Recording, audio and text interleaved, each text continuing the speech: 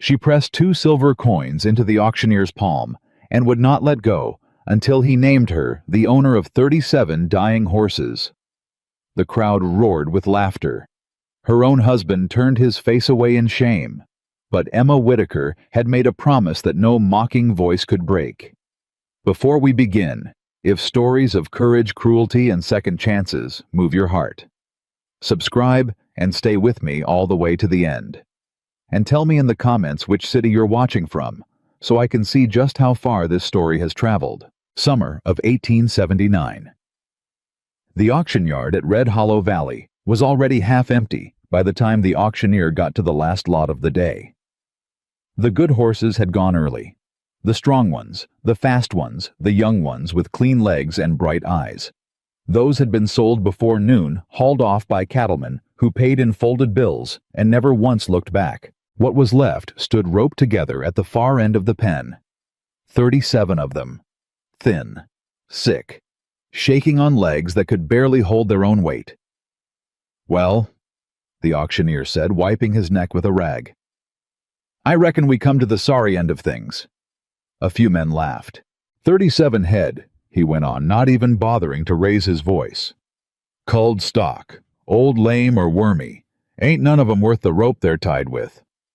He looked out over the thinning crowd. "Somebody give me $1 just to clear the pen." Nobody moved. $1, he said again. $1, and you can haul 'em off for glue and hide." A man near the rail spat into the dirt. "Wouldn't take 'em if you paid me hollis. That's Caldwell's throwaway string. He run 'em half to death already." At the mention of the name, heads turned. Nathan Caldwell stood at the edge of the yard with his thumbs hooked in his belt and his hat pushed back off his forehead.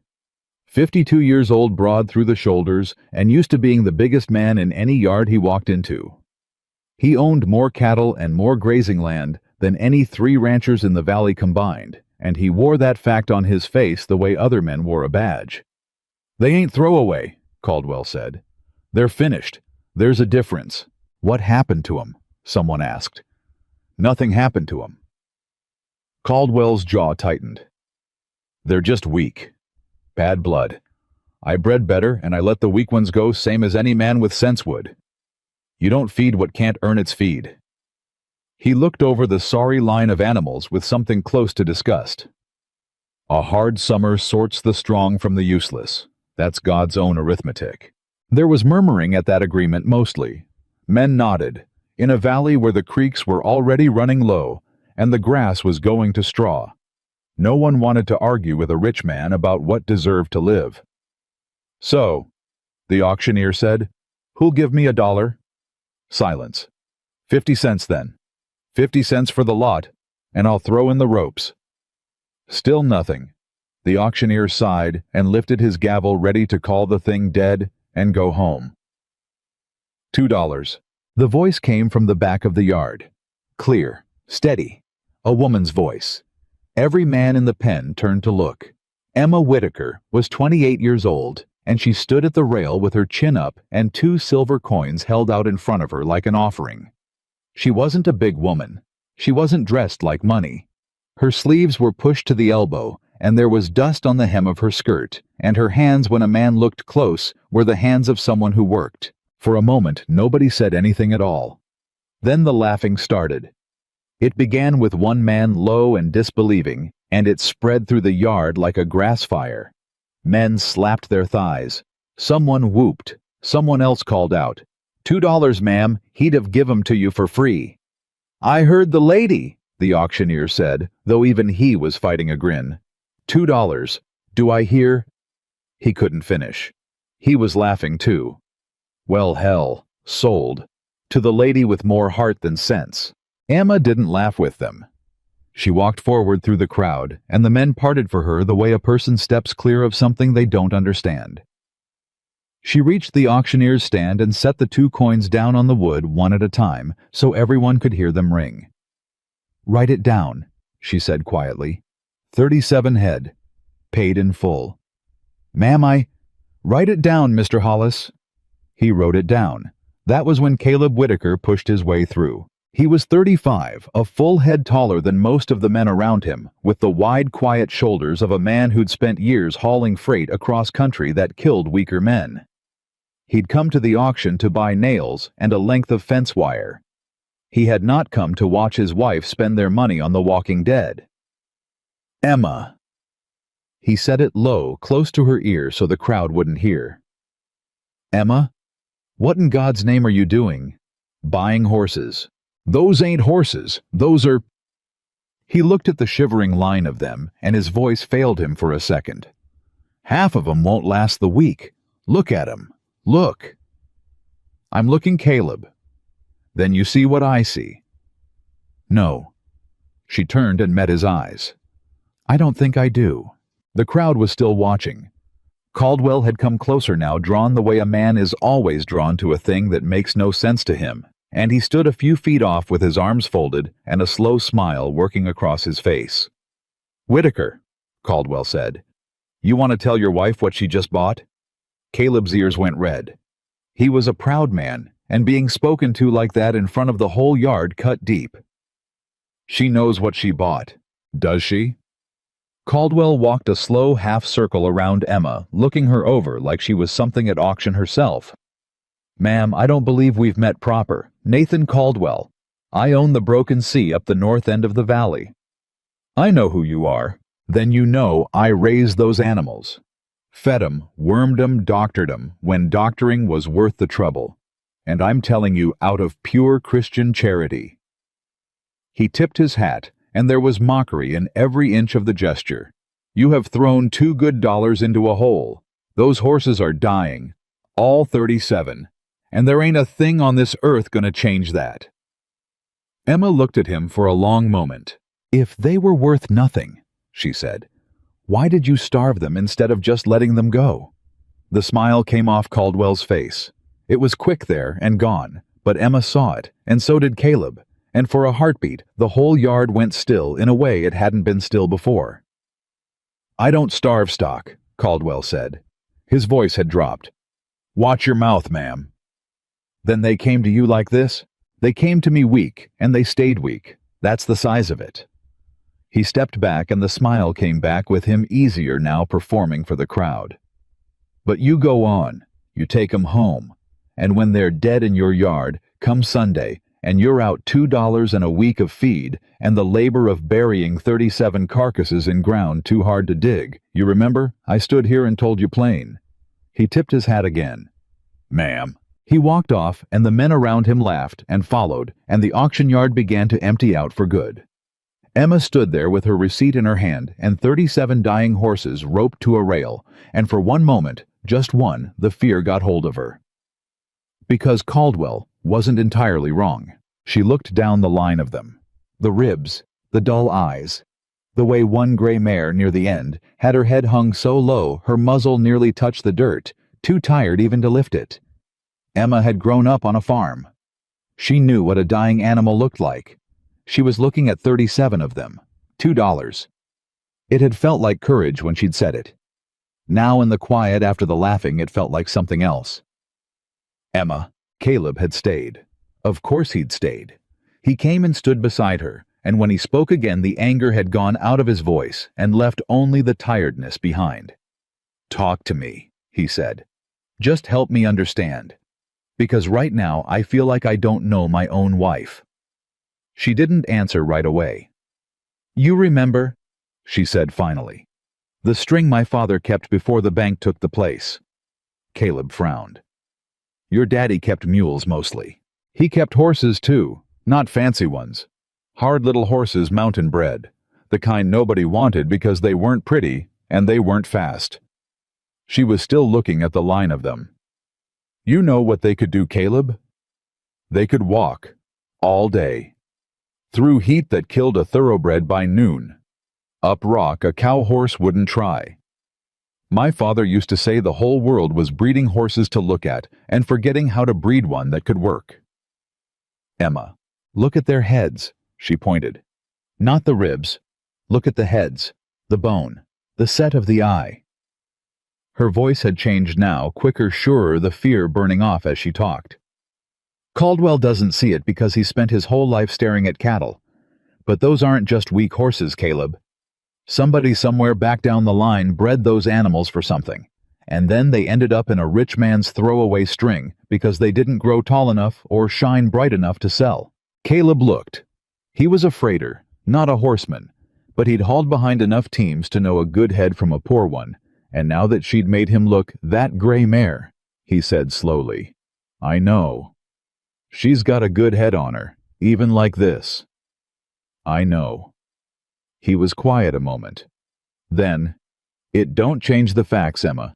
Good head or bad half of 'em are too far gone. You said it yourself, you grew up on a farm. You know what you're looking at. I know exactly what I'm looking at." She turned to him, and her eyes were wet now, but her voice held steady. "I'm looking at 37 animals that everybody in this valley agreed weren't worth $2, and I'm the only person here who thinks they're worth saving. If I'm wrong, I'm out $2 in a hard week." She swallowed. "But if I'm right, Caleb, if I'm right?" She didn't finish it. She didn't have to. Caleb looked at his wife for a long, long moment. Then he blew out a breath and pushed his hat back and looked up at the burning white sky like a man asking heaven for patience.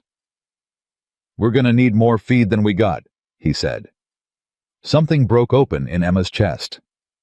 "Caleb, I ain't saying you're right." He held up a hand. "I'm saying you're my wife, and I've watched you be right about things when the whole world told you different, and I'm too tired to bet against you twice in one lifetime." He looked at the horses and shook his head slowly. "But God help us, Emma. God help us both." It took them the rest of the afternoon to get the horses moving. Some couldn't be led.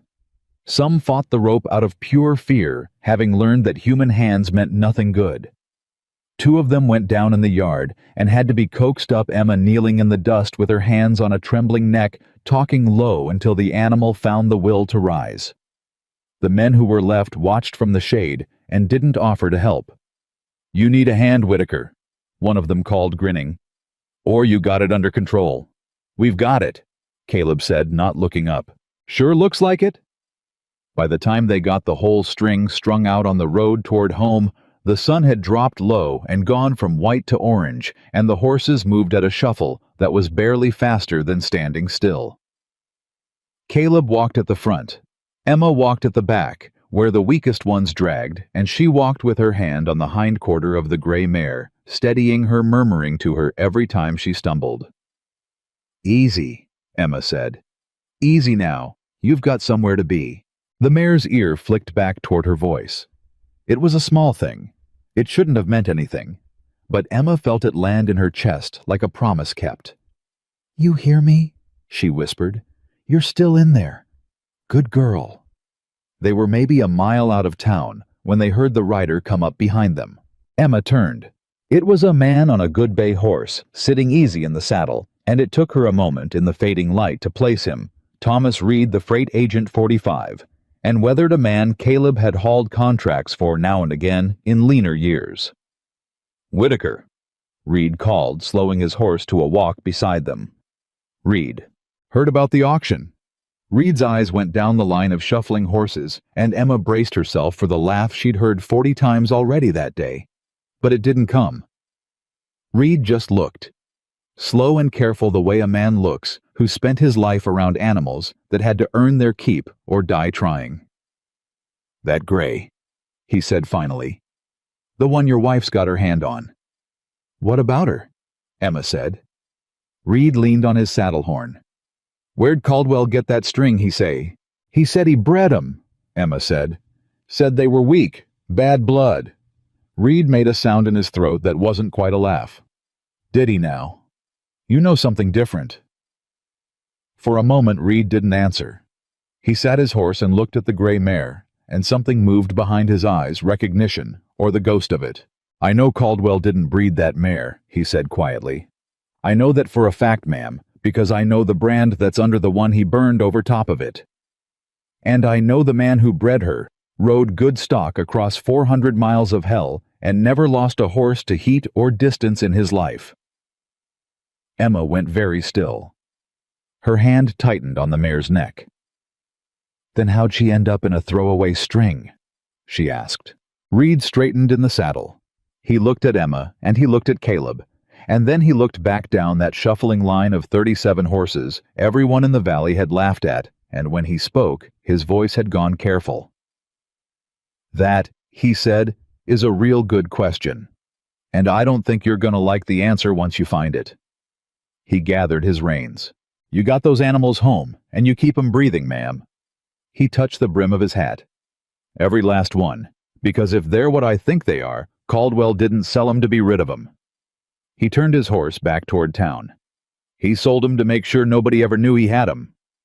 And with that, he rode off into the dark and left Emma standing in the road with her hand on a dying mare's neck and her heart pounding against her ribs. Caleb came back down the line to her. Emma, what did he mean by that? She didn't answer for a moment. She was looking at the gray mare, at the good head Reed had seen, at the deep, dull eye that still, even now, even half-starved, held a spark of something that would not go out. I don't know yet, she said softly, but I aim to find out. She clicked her tongue, and the whole tired string of them leaned into the ropes and shuffled forward through the summer dark toward a small ranch on land nobody wanted, owned by a woman nobody believed in, carrying between them a secret that a rich and frightened man had paid good money to bury. Emma walked at the back where the weak ones were. She did not let go of the mare's neck the whole way home. They lost the first horse before sunrise. It was the black gelding, the one that had gone down twice on the road, and both times found the will to rise. This time, it didn't. Emma came out with the first gray light to a yard gone still, and she knew before she reached him. She knelt in the dirt beside him anyway, put her hand flat on his cold shoulder, and stayed there a long while. One, she said quietly when Caleb came out and found her. Emma, I'm counting Caleb, that's all. I want to know the number. I want to look it in the face. He crouched beside her. You did everything a body could. I got him home. I didn't get him well. She stood and wiped her hands on her skirt and didn't let him see her face. Get the shovel, and don't let the others see us drag him. They're scared enough of us as it is. That was the first thing Emma learned about her 37 horses. They were not just sick.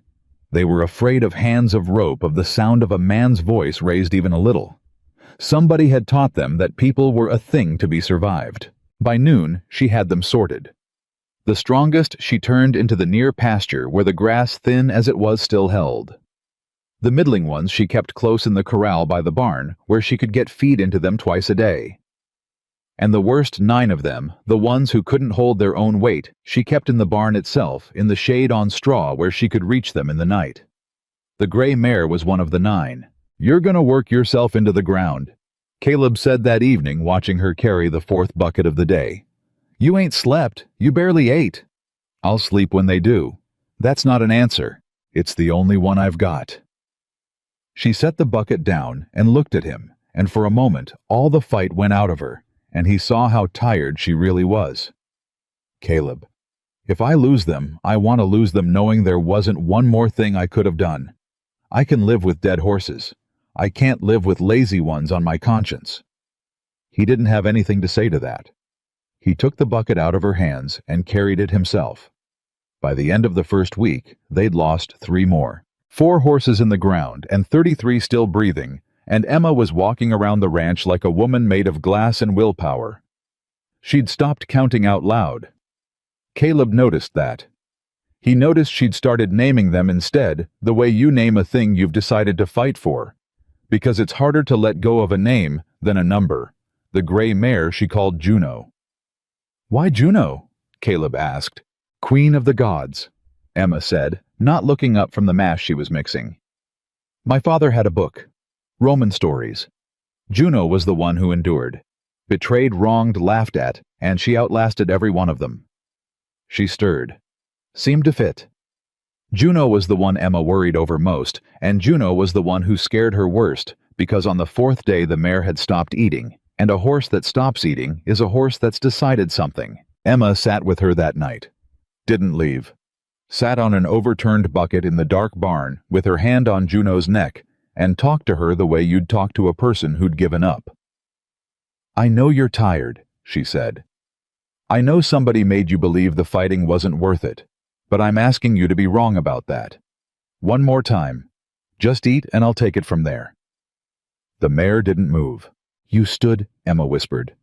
"In that yard with every man there ready to write you off, you were the only one still standing. I saw it. That's why I picked you.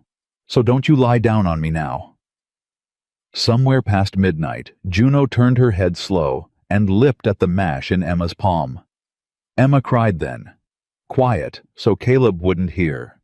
She'd held it back through 4 burials and a week of no sleep, and it was the mare eating out of her hand that finally broke her open.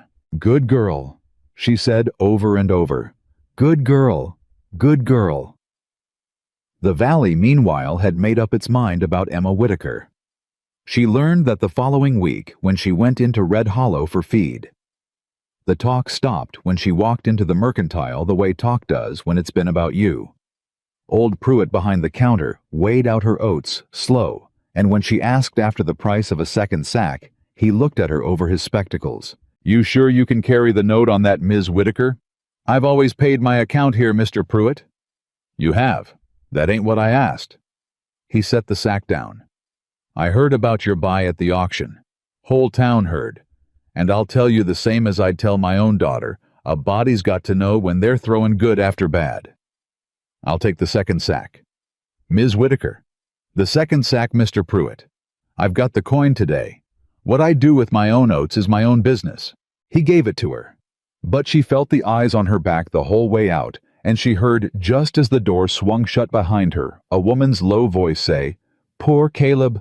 Married a dreamer, and now she's dreaming him into the poorhouse." Emma stood on the boardwalk with the sun beating down, and her jaw set so hard it ached. She did not cry in town. She had a rule about that now. She waited until she was a mile out on the road home, and then she pulled the wagon up and sat there and let herself shake for exactly 2 minutes by the sun, and then she wiped her face and clicked to the team and drove on. What she didn't know, what she wouldn't know for a while yet, was that Nathan Caldwell had been watching that whole exchange from across the street, sitting his horse in the shade with a look on his face that had nothing to do with amusement. Because Caldwell had been sleeping poorly since the auction, he'd told himself it didn't matter. 37 half-dead culls in the hands of a farmer's wife. What was that to a man who ran 2,000 head of cattle? Let her bury them. Let her learn. In a month, she'd be broke and humbled, and the whole thing would be forgotten. But he kept thinking about the gray mare, and he kept thinking about the one question Emma had asked him in the yard, the question he hadn't been able to answer. Clean. If they were worth nothing, why did you starve them instead of just letting them go? Because the truth. Caldwell didn't say out loud to anyone was that he hadn't bred those horses at all. He'd bought them. A year back from a widow 3 counties over whose husband had died and left her with a string she couldn't feed and a mortgage she couldn't carry. He'd bought the whole lot for near nothing, meaning to sell them on at a profit, and only after he'd got them home and had a real horseman look them over did he understand what he'd stumbled into. The bloodline.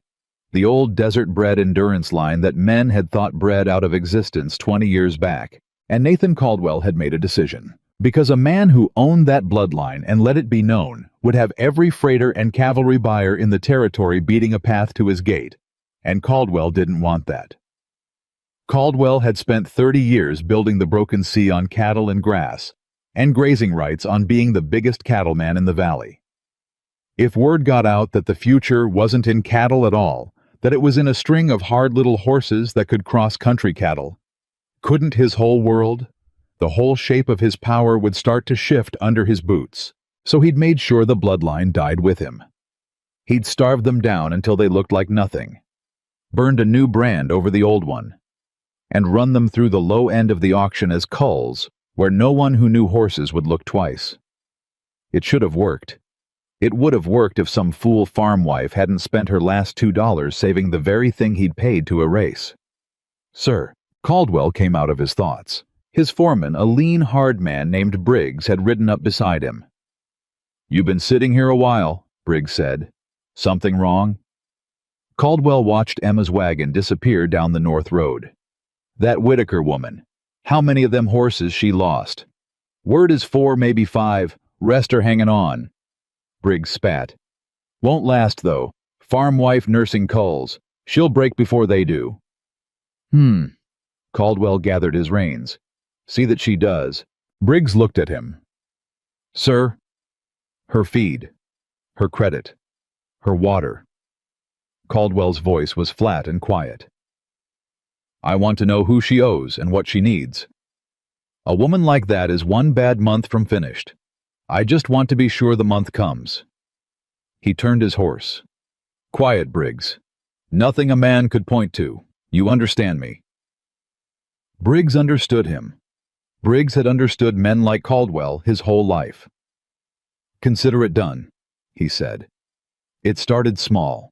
The banknote on the Whitaker place came due, and when Emma went in to pay the interest, as she always did, the clerk told her apologetic that the terms had been reviewed and the rate adjusted, and the payment was now half again what it had been. On whose say? Emma asked. The bank's, ma'am. These things get reviewed. They've never been reviewed before. Times are hard, Ms. Whitaker. The bank's got to protect its position. She paid it. It cleaned out near everything she'd set by. Then Pruitt at the Mercantile told her, not meeting her eye, that he couldn't carry her feed on account anymore. Cash only going forward. Nothing personal. Just tightening up. Then the man who leased her the water rights on the creek that ran the north edge of her land a right. Her family had held for 20 years, sent word that the lease was being called in, and if she wanted to keep it, she'd have to pay the year in advance, which she didn't have. Emma sat at her kitchen table that night with the account spread in front of her, and for the first time since the auction, she felt the floor tilting under her. It's him, Caleb said. He was standing by the window with his arms crossed, and there was a stillness in him that Emma had learned to be careful of.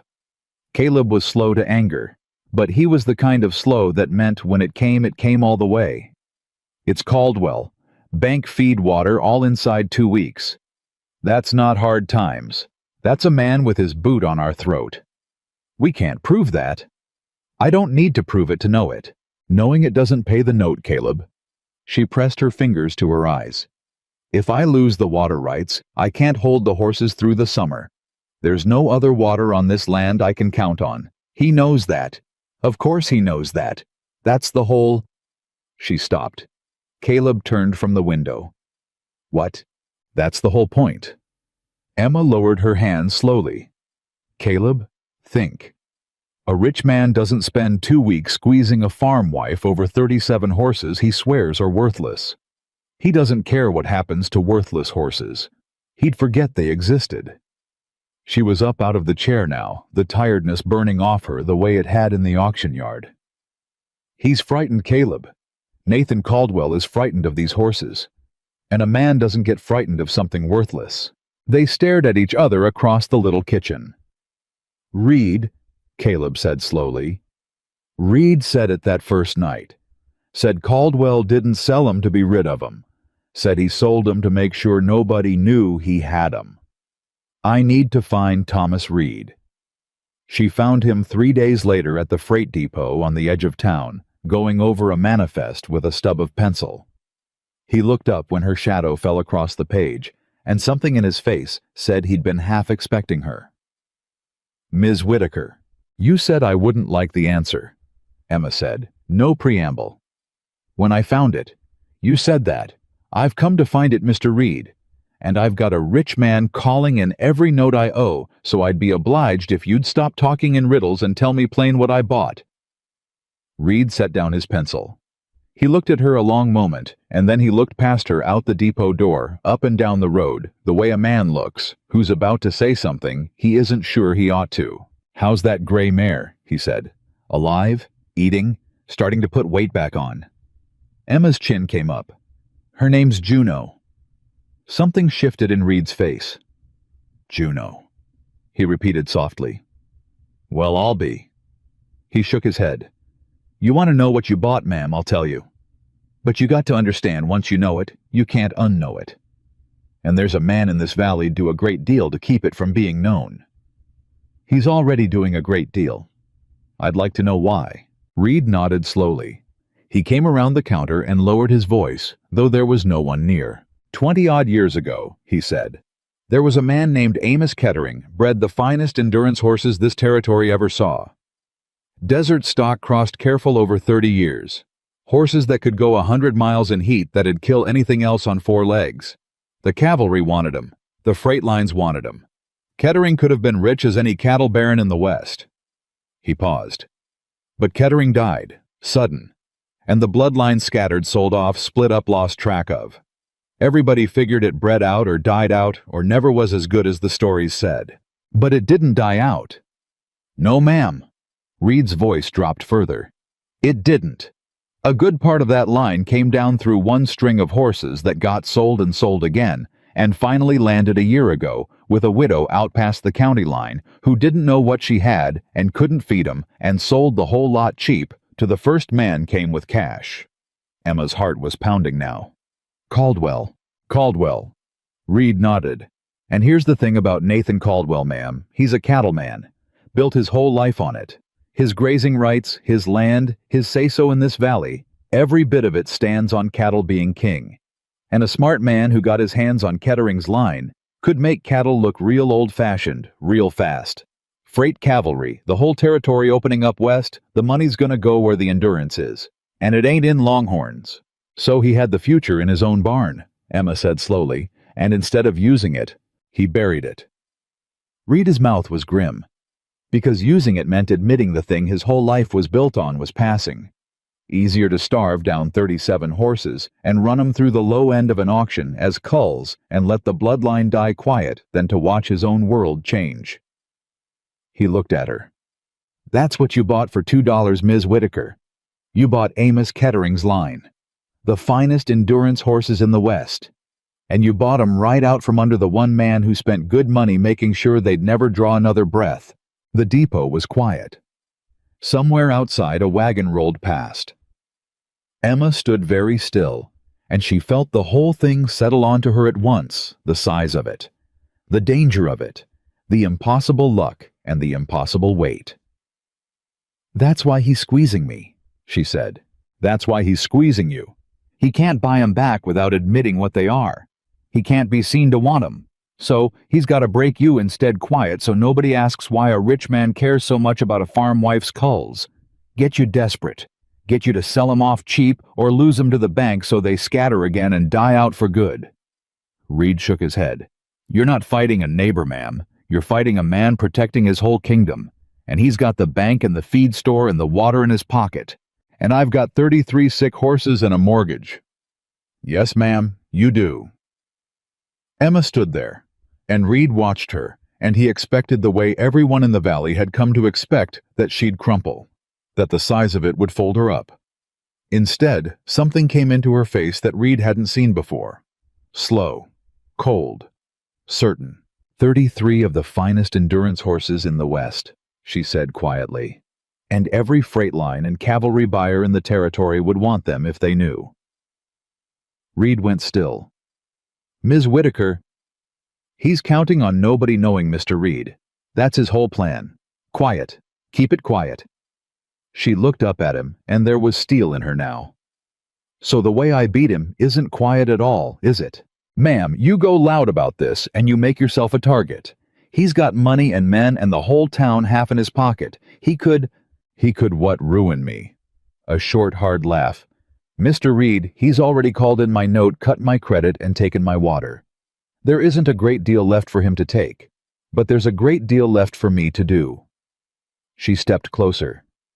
You said the freight lines would want these horses. You're a freight man. When Juneau and the rest are sound and they will be, will you put your name to what they are? Will you tell the truth about that bloodline to the men who'd pay for it? Reed looked at her for a long, long moment.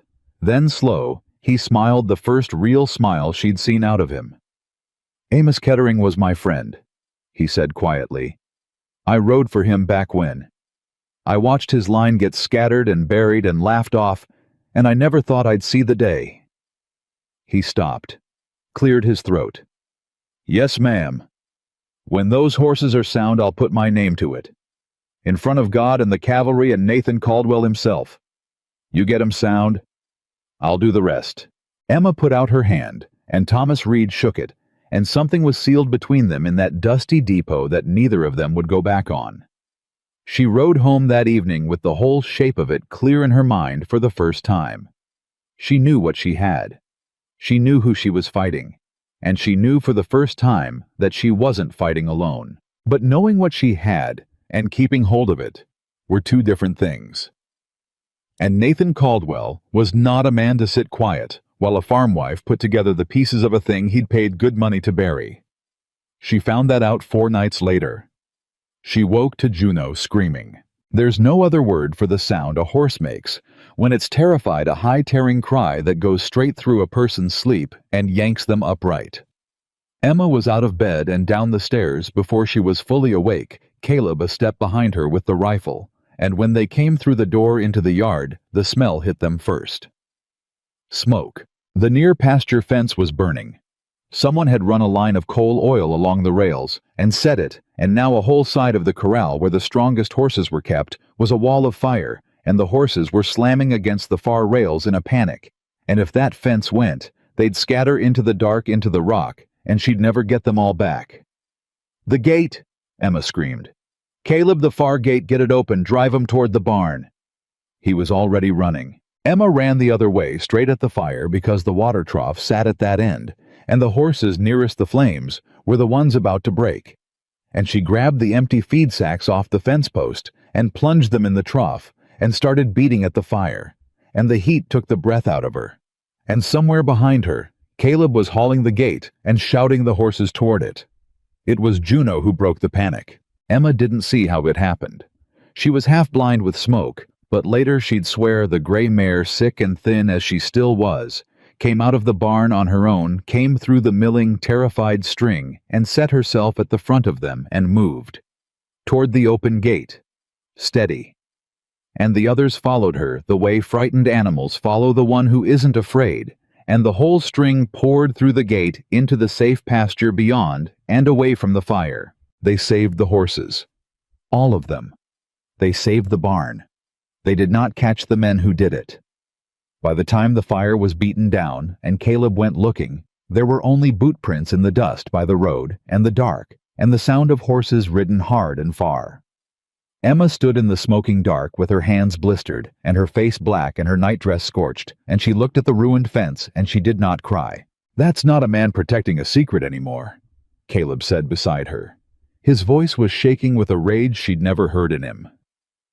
"That's a man trying to burn 33 horses alive in the night. Emma. He tried to kill them. He'd have killed you if you hadn't woke."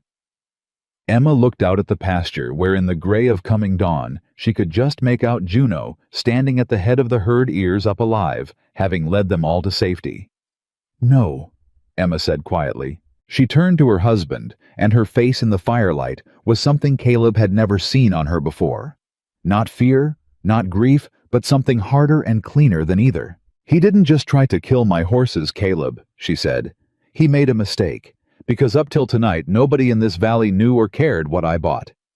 But you don't set fire to a woman's fence over worthless culls. Somebody's going to ask why. And when they ask why..." Her hands closed into fists at her sides, blistered and black and steady. "I'm going to be ready to tell them exactly what these horses are, and exactly who tried to burn them alive to keep it secret." She looked back out at Juno standing tall against the lightening sky. "He wanted this quiet," she said. "He just made it loud." By morning the whole valley knew there'd been a fire at the Whitaker place. That was the thing about a small country smoke carried, and so did talk. By the time Emma drove into Red Hollow at midday, blistered hands wrapped in strips of clean cloth. The story had already run ahead of her and grown legs. Some said the fire was an accident, a lamp knocked over. Some said Emma had set it herself for the insurance. And some, a quiet careful. Some had started to ask the question Emma had known they'd ask. Who burns a fence over worthless horses? She didn't go to the mercantile. She didn't go to the bank. She drove straight to the freight depot, and she found Thomas Reed already standing in the door as if he'd been waiting. "I heard," Reed said. He came down the step and looked at her bandaged hands, and his jaw tightened. "How bad?" "We didn't lose one." Emma said. Not a single horse. Juno led them out. And you? I'll heel. She got down from the wagon. Mr. Reed, I need to know something, and I need you to tell me straight. Last night, a man tried to burn my horses alive. That's not squeezing anymore. That's murder. Only the victims have 4 legs. How far will he go? Reed was quiet a moment. You want the truth? I've had enough of anything else. Then the truth is as far as he has to. Reed lowered his voice. Nathan Caldwell's not a wicked man by his own lights, ma'am. That's what makes him dangerous. He's a frightened man who's convinced himself he's protecting something. His land, his name, the way the world's supposed to be. A wicked man you can shame. A frightened man protecting his whole world, there's no bottom to what he'll do because in his own head, he's the one being wronged. He looked at her steady. He'll tell himself you forced his hand, every step of the way. And that's the most dangerous kind of man there is. Emma took that in. Then I can't fight him quiet. No, ma'am, you surely can't. And I can't fight him with money because he's got it all and I've got none. No. So I fight him with the one thing he can't buy or burn. She looked up. The truth about what these horses are. Out in the open. In front of everyone. Where he can't touch it without proving it's real. Reed studied her a long moment. Then he nodded slow. The Cavalry Remount Board comes through Fort Sumner in 6 weeks, he said. They're buying horses for the Western Post's endurance stock, the kind that can carry a trooper across country that eats ordinary mounts alive. Every breeder in 3 territories is bringing their best. If you were to bring Kettering's line to that board sound and proved... He stopped. 6 weeks, Ms. Whitaker. Can you get 33 half-starved horses sound in 6 weeks? Emma thought of Juno thin still, but eating now, standing at the head of the herd in the smoking dark. I got them out of a fire last night, she said. I reckon I can get them to a fort. But 6 weeks is a long time when a rich man wants you broken, and Nathan Caldwell was not finished. He came to her himself 3 days later. She was in the near pasture walking the fence line with Caleb, both of them rebuilding the burnt section rail by rail, when she saw the riders come up the north road. 4 of them. Caldwell in front on his big blood bay Briggs at his shoulder, 2 hired men behind. They came at a walk unhurried the way men come when they want you to have plenty of time to be afraid. Caleb straightened up beside her. His hand drifted toward the rifle leaned against the fence post. Leave it, Emma said quietly. Emma, leave it, Caleb. That's what he wants. A reason. She set down the rail she was holding and wiped her bandaged hands on her apron. Let him talk. Caldwell drew rein a dozen feet off. He looked at the burnt fence, at the raw new rails, at Emma's bandaged hands, and he shook his head with an expression of such perfect false sorrow that Emma nearly admired it. Ms. Whitaker, he said, I heard about your trouble. Terrible thing of fire. Terrible. He clicked his tongue. Dry summer like this, a body can't be too careful with a lamp. It wasn't a lamp, Mr. Caldwell. No. He raised his eyebrows. Well, I'm sure the sheriff will get to the bottom of it. He knew, and she knew that the sheriff was Caldwell's man, same as the bank and the feed store. He let that sit a moment, just so she'd feel it. I didn't ride all this way to talk about your fence, though. I came to make you an offer, a generous one, on account of I feel for your situation. I'm listening. $200. He said it like a king dropping coins to a beggar. For the whole string. $200 cash today for 33 sick horses you'll never get sound and can't afford to feed. He leaned on his saddle horn. That's 100 times what you paid, ma'am. That's more money than you'll see in a year of farming this rock. You take it, you pay off your note, you keep your land, and you walk away from a fight you cannot win. I'd call that Christian mercy. Caleb made a low sound in his throat. Emma didn't look at him. She kept her eyes on Caldwell, and she let the silence stretch, and she watched his face while she did it. Watched the small tightness around his eyes, the way his fingers worked on the rein. $200, she said finally. For worthless culls. For putting an end to your troubles. That's a great deal of money, Mr. Caldwell, for horses you swore up and down weren't worth the rope that tied them. She tilted her head. In fact, I've been sitting here doing sums. $2 they cost me. 200 you're offering. That's a 100-fold markup on animals you called finished. Now why would a smart man, and everyone says you're a smart man, pay $200 for something worthless? The tightness around Caldwell's eyes spread. I'm offering it to be rid of the eyesore, he said, and to help a neighbor. No, you're not. Emma took a step toward his horse. You're offering it because you're afraid, because you know exactly what these horses are. You knew when you starved them down. You knew when you burned a new brand over Amos Kettering's mark. And you knew when you ran them through the low end of the auction praying nobody who understood horses would look twice. She stopped. You buried the finest endurance line in the West because it scared you, Mr. Caldwell. And now a farm wife's got it and it scares you worse. For one long moment, nobody moved. Briggs's hand had gone to his hip. One of the hired men shifted in his saddle, and Nathan Caldwell looked down at Emma Whitaker from the back of his big bay horse, and the false sorrow drained out of his face, and left something underneath it that was much older and much colder. You want to be careful, he said very quiet, about the accusations you throw at a man in front of witnesses. I've got witnesses of my own, Mr. Caldwell. That landed. She saw it land. His eyes flicked just for an instant, and she knew he was running through the same list she'd run through, who could know, who could talk, who might have seen the old brand under the new. Thomas Reed, Caldwell said slowly. That old drunk at the depot. That's your witness. Thomas Reed rode for Amos Kettering, Emma said. He knows that bloodline the way you know your cattle, and he's not the only one who remembers what Kettering bred. That last part was a gamble she didn't know of anyone else, but she said it flat and sure, and she watched it hit him. Watched the doubt bloom. Watched him wonder who else, how many, how much they knew. Caldwell sat his horse a long moment. Then he gathered his reins. 300, he said. Final, and you'd be a fool to turn it down. No. Ms. Whitaker. No, Mr. Caldwell. Emma's voice didn't rise. It didn't need to. You can't buy them back because buying them back means admitting what they are, and you'd sooner die than admit it. So you're stuck offering me money you don't want to spend for horses you swear are worthless, and every dollar you offer proves you a liar. 300. Offer me 1,000.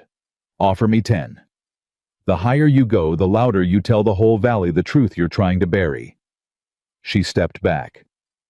Now get off my land. The rage that came into Caldwell's face was a live thing. You listen to me, he said, and the smoothness was gone entirely now, and his voice shook with it.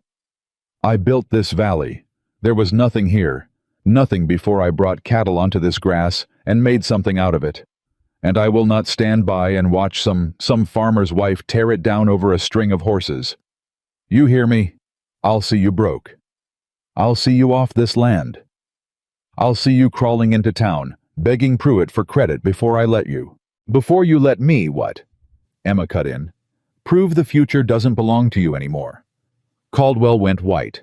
It was the truest thing anyone had ever said to him, and she'd said it in front of his own men, and there was no answer to it because it was true.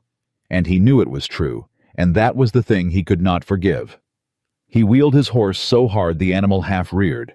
6 weeks. He said from the saddle, looking down at her. You've got that remount board in your head, I can see it. Fort Sumner. Well, you go on and dream about it, ma'am. Because you'll never get 33 horses sound in 6 weeks on the feed you can afford on the water I control with the whole valley knowing you for a fool. He jerked his chin.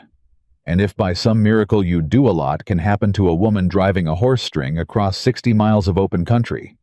A lot of accidents.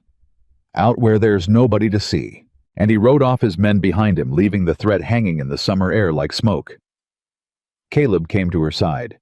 His face was gray. Emma, he just threatened your life, in front of witnesses.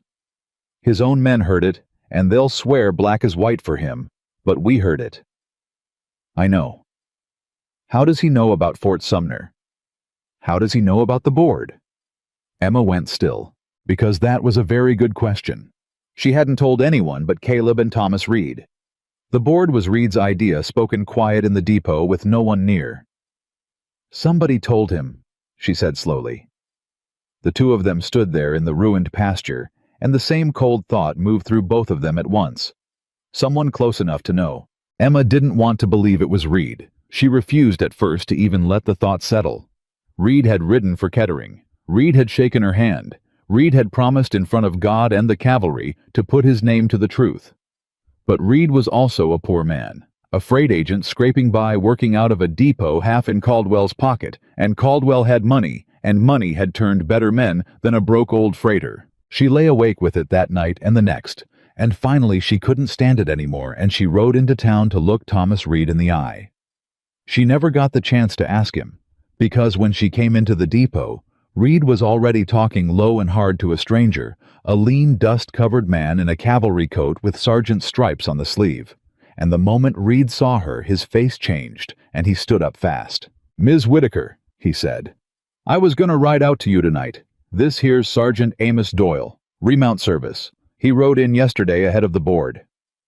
Reed's voice was tight with something Emma couldn't read. "And he's got news you need to hear, and you're not gonna like it." The sergeant stood. He was maybe 50 gray at the temples, with the kind of face that had seen a great deal and been surprised by none of it. "Ma'am," he said, "Reed here tells me you've got Kettering stock. That true?" "It's true." "You can prove it." "Thomas Reed can prove it. He rode for the man." Doyle glanced at Reed, then back at Emma. "That's what he says. Trouble is, ma'am, a man's word won't be enough. Not for what's coming." He set his hat on the counter. "The board's not just buying this year. There's a contract behind it. A big one. Remounts for 4 Western posts 3 years running. Whoever supplies that contract is set for life, and every breeder from here to the coast knows it. Which means the man who wins it wins big, and the men who lose it lose big. And when that much money's on the table, ma'am, people get to disputing bloodlines, papers, provenance, who bred what and where the line came from." He looked at her steady. "You bring in horses and say they're Kettering stock with no papers, and one old freighter to vouch, and any breeder who wants that contract will stand up and call you a liar. Say you're passing off culls. And without proof, ma'am, hard proof, the board's got no choice but to believe them over you." The floor tilted under Emma for the second time in 2 weeks. "There's no papers," she said. "Caldwell burned the brand. There's nothing to—" "Then you've got a problem," Doyle said not unkindly, "because the whole thing turns on proof, and right now you don't have any." Emma stood there, and she felt the trap of it close around her. The beautiful cruelty of Caldwell's whole scheme laid bare. At last, he hadn't just buried the bloodline, he'd made it unprovable. Burned the brand. Scattered the widow. Run them as culls so that anyone who claimed they were Kettering stock would sound like a liar or a fool. She could have the finest horses in the West and no way on earth to prove it. "There's got to be something," she said. "A record. The widow you bought them from Mr. Reed, she'd know where they came from." "Widow's gone west," Reed said grimly. "Oregon last I heard. Might as well be the moon." "Then Kettering's own records. Burned when his place burned, 20 years back." Reed shook his head. "It's why the line got lost in the first place, ma'am. There's no paper. There never was." Emma pressed her bandaged hands flat on the depot counter and made herself breathe. And then slow an idea came to her. A wild one. A desperate one. "Sergeant Doyle," she said. "You said the board disputes bloodlines. Papers provenance. But that's not really what the board's buying, is it? At the end of the day, the cavalry doesn't want a pedigree. It wants a horse that can carry a trooper 100 miles through hell and come out the other side. Isn't that right?" Doyle's eyes narrowed slightly. "That's right. Then paper's not the only proof." Emma straightened. "You can dispute a bloodline. You can call a brand a fake. But you can't argue with a horse that does the thing no other horse can do." She looked from Doyle to Reed. "What if I didn't try to prove their Kettering stock on paper at all? What if I proved it the only way that can't be disputed by putting one of my horses against the best the other breeders bring and letting it show the whole board what it can do?" The depot went quiet. Doyle looked at her for a long moment. "A trial," he said slowly. "You're talking about a distance trial, horse against horse over country in the heat. I'm talking about the truth that can't be burned or bought or lied about," Emma said. "The truth that's in the horse." Doyle rubbed his jaw. "The board does run trials, sometimes, when there's a dispute they can't settle any other way." He was thinking now, really thinking. "But ma'am, you'd be putting a half-starved horse 6 weeks off the auction floor against animals bred and conditioned and campaigned by men who do nothing else. If your horse breaks down out there, if it can't finish, you don't just lose. You prove Caldwell right. You prove their culls, in front of the whole board, and every soul in the valley will hear about it. I know. You could lose everything on one horse's legs. I know that too." Emma's voice was quiet and certain. "But I've been losing everything slow for a month, Sergeant, and I'm tired of it. I'd rather stake it all on the truth than watch it bleed out one note and one lease at a time." She looked at Reed. "Which horse?" Reed didn't hesitate. "Juno." "She's the thinnest of the lot. She's the truest of the lot," Reed said. "You told me yourself she led the whole string out of a fire. Thin as she is. Ma'am, that mare's got Kettering's whole line beating in her heart. If any horse on God's earth can prove what they are, it's her. But," he hesitated. 6 weeks. To bring a mare that thin up to running a distance trial against conditioned stock." "Emma, that's what we've got," Emma said. "So that's what we'll do." And so began the 6 weeks that the valley would talk about for years. Emma poured everything she had into Juno, every hour of daylight and half the hours of dark. She couldn't afford the feed, so she and Caleb went without cut their own table to the bone and put every spare cent into oats and good hay for one gray mare. Caldwell held the water rights, so Caleb hauled water 4 miles by barrel from a neighbor who owed him a kindness, and they nursed that water like it was gold. Every morning before the heat, Emma walked Juno, then trotted her. Then, as the weeks went by, and the mare's ribs disappeared under new muscle, and her dull coat came up dappled and gleaming, Emma rode her a little farther each day out into the open country, teaching the mare's body to remember what her blood already knew. And Juno remembered. By the 3rd week, she wasn't just recovering, she was transforming. There was a day Emma would remember it all her life when she asked the mare for a real gallop across the flat, expecting the tired half-effort of a convalescent. And instead, Juno dropped her head and opened up, and the ground blurred, and Emma felt the raw, impossible power come up through the saddle, the effortless reaching stride of a horse bred across 30 careful years for exactly this. And she started laughing and crying at the same time, because it was real, it was all real. Everything Reed had said was true, and she could feel it under her. "You're in there," she gasped when they finally pulled up, both of them blowing. "You were in there the whole time, weren't you, girl?" Juno tossed her head, and Emma would swear to her dying day the mare was pleased with herself. Caldwell knew, of course. Caldwell always knew. His men watched the roads, and word came back to the Broken Sea that the Whitaker woman's gray was looking less like a cull every day, and Nathan Caldwell stopped sleeping altogether. He tried the bank again, but Emma had gone to a bank 2 counties over, an honest one, and borrowed against nothing but her word and Reed's, and paid off her note in Red Hollow entirely, so Caldwell's hold on it was gone. He tried the feed, but she was buying now from a supplier. Doyle put her on to cavalry connected out of his reach. He tried the water, but the whole valley had started to notice how a rich man kept squeezing a farm wife and squeezing the water on a woman in a drought. Summer was the kind of thing that turned even Caldwell's own neighbors against him, and he had to ease off or lose face. One by one, the ropes he'd tied around her came loose. Because a frightened man's schemes only work in the dark, and Emma had dragged the whole thing into the light. So Caldwell did the thing frightened men do when their schemes fail. He got desperate. 5 days before the board convened at Fort Sumner, Emma came out at first light to find Briggs Caldwell's foreman leaning on her corral fence alone watching Juno. Caleb reached for the rifle.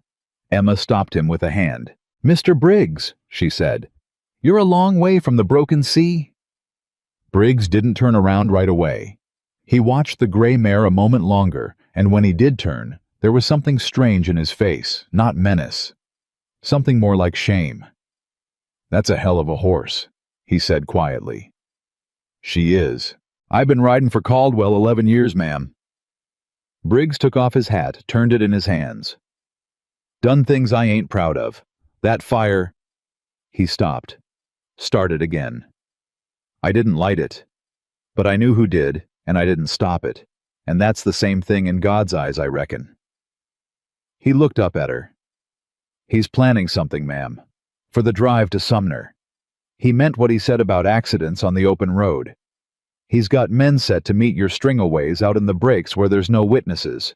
Scatter your horses, or worse." Briggs swallowed. "He told me to be one of them." The yard went dead still. Caleb's hand tightened on the rifle. "And you rode here to tell me," Emma said slowly. "Why?" Briggs looked back at Juno, at the gray mare who'd been half dead 6 weeks ago, and now stood gleaming in the dawn alive, magnificent everything her bloodline had promised. "Because I watched that horse damn near die," he said low, "and I watched you refuse to let her. Every morning, ma'am, 4 mile of hauled water, you and your man going hungry, so a horse could eat." He shook his head. "I signed on to run cattle, not to burn a woman's animals in the night, and waylay her on the road like a common bandit. I got a limit, turns out. Took me 11 years to find it, but I got one." He put his hat back on. "I won't be there for the drive, and I come to tell you where his men'll be so you can go around him. It's the only decent thing I got left to do." Emma looked at this hard-worn man who had helped Caldwell try to destroy her, and who was now standing in her yard risking everything to warn her, and she understood something then about the fight she was in. It wasn't just about horses. It was about what a rich, frightened man's fear does to the people around him, and about the moment a person decides they've had enough of being made small. "Mr. Briggs," she said quietly, "thank you." "Don't thank me, ma'am. I ain't earned it." He started to turn away, then stopped. "One more thing. He's not going to stop at the road, even if you get past his men, even if you get to Sumner." Briggs met her eyes. "Because that trial you're running Caldwell aims to be there, standing right in front of that board, and when your mare lines up he's going to stand up and swear before the whole remount service that she's stolen, his horse. Claim you bought a stolen animal off him at auction and you're running it as your own." Briggs's mouth was grim. He's got 2 of his men set to swear to it, and a rich rancher's word against a farm wife's, you know how that goes, ma'am. Even if you win the trial, even if that mare runs the legs off every horse there, he'll call her stolen, and he's got the standing to make it stick, and they'll take her from you at the finish line. And with that, Briggs mounted up and rode off and left Emma standing in the dawn with the last cruelest piece of Caldwell's trap laid bare. She could get the horses sound. She had. She could get past his men on the road. Now she could, thanks to Briggs. She could win the trial. She believed with everything in her that Juno could win. And it wouldn't matter, because at the finish line in front of the whole board, Nathan Caldwell would stand up and call the mare stolen, and a rich man's word would take Juno from her at the very moment of victory. Emma stood there a long moment. Then slowly she turned and looked at Juno, who lifted her head and looked back. Ears pricked, eyes bright and calm. And Emma began very quietly to smile, because Briggs had just told her Caldwell's whole plan. Every piece of it. And a plan you know about isn't a trap anymore. It's a mistake waiting to happen. "Caleb," she said, not taking her eyes off the mare. "Saddle up. We're riding to town. I need to find Sergeant Doyle, and I need to find him today." Her smile widened hard and bright. "Because if Nathan Caldwell wants to stand up in front of the whole United States cavalry and swear an oath about this horse, then I'm going to make good and sure he does exactly that, out loud, on the record, in front of every witness in the territory." She turned to Caleb, and her eyes were shining. "He's spent 6 weeks trying to keep the truth quiet," she said. "And he's about to stand up in front of the one audience in the world he can't buy and say it out loud himself. We're not going to run from his lie, Caleb. We're going to let him tell it, and then we're going to bury him with the truth. Sergeant Doyle heard her out in the back room of the depot, and when she finished, he sat quiet for a long while, turning his hat in his hands. "Let me be sure I understand you," he said at last. "You want me to let Caldwell make his claim. You want him to stand up in front of the board and swear that mare is stolen off him." "I want him to swear it out loud," Emma said. "On the record, before the whole cavalry." "Ma'am, if he swears it and the board believes him, they take that mare from you on the spot. You understand that?" "I understand it." Emma leaned forward. "But think it through with me, Sergeant. Caldwell's whole scheme has always rested on one thing: nobody being able to prove what these horses are. He burned the brand so I couldn't prove their Kettering stock. Good. But there's a second half to that he hasn't reckoned with." She held up one bandaged hand. "If he stands up and swears that mare is his, that he raised her, owned her, that she came off the broken sea, then he's the one making the claim of ownership. And a man who claims to own a horse has to be able to prove that." She let it sit. "He spent 6 weeks making sure I can't prove she's Kettering's. In doing it, he's left himself unable to prove she's his. Because the truth is, she's neither one's on paper. There's no paper at all. He knows it. That's why he thinks he's safe." Doyle's eyes had begun to narrow. "So when he stands up and swears," Emma went on, "the board's going to ask him the same thing they'd ask me. Prove it. And he can't. He burned the only proof there ever was. All he's got is his word, and 2 hired men to back it." She smiled thin. "Against which I'll have Thomas Reed, who rode for Kettering, and you, Sergeant, if you'll stand with me. And one thing more. One thing Caldwell can't answer for, and never saw coming." "Which is," Emma told him. Doyle listened, and slowly a grin spread across his weathered face. The grin of an old soldier who's just watched a green recruit outflank a general. "Well, I'll be damned," he said softly. "You're not trying to keep him from making his claim at all. You're trying to make him make it. Because the second he does, he's committed. He can't take it back. And then you spring it." "Then I spring it," Emma agreed. "It's a hell of a gamble, ma'am.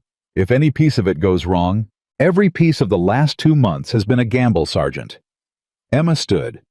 "I'm past playing safe. I aim to end this.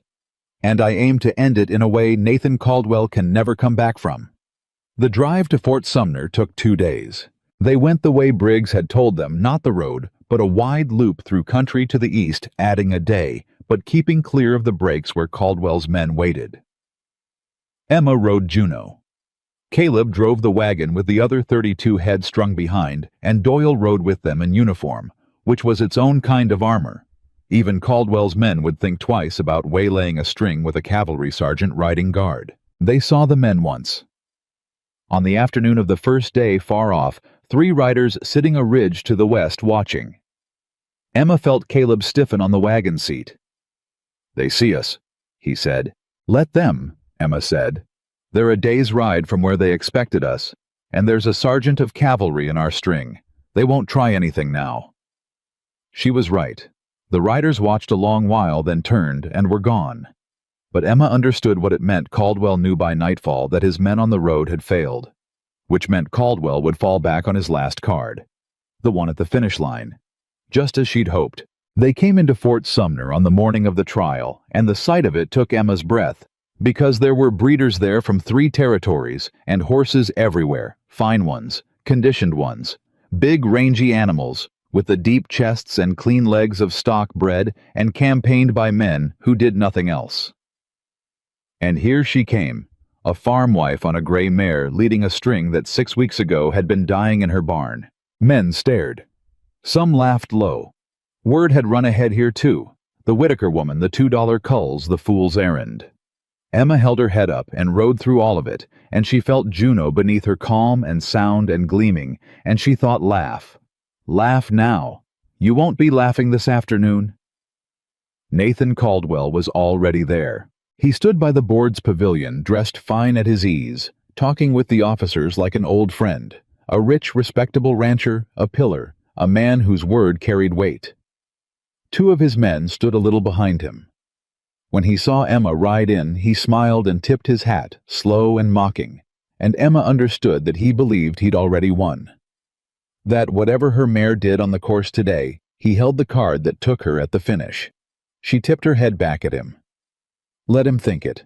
The board convened at mid-morning. 3 officers behind a long table, Doyle standing to one side, and the breeders gathered round with their horses. The senior officer, a gray colonel named Hutchins, laid out the terms: a distance trial 22 miles over open country. In the heat of the day, the horses to go out together, and the finish judged on time and condition. Both for the cavalry wanted not just speed, but a horse that came in sound enough to do it again tomorrow. That's the trial, Hutchins finished. Before we run it, are there any disputes to be entered? Any challenge to any animal's standing or ownership? Speak now. I'll not have this settled in the courts after. And there it was. The opening. Emma held her breath. Nathan Caldwell stepped forward. Colonel? He removed his hat, respectful grave.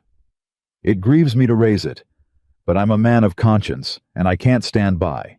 That gray mare the Whitaker woman's riding... He pointed, and every eye turned to Juno. That horse is stolen. She's mine. Raised on my ranch, the Broken Sea. Sold by mistake at a valley auction some weeks back in a lot of culls, and this woman bought her for $2, and has been passing her off as her own ever since. I'd ask the board to take her in hand before this trial goes forward. A stolen horse can't run for a government contract. A murmur went through the crowd.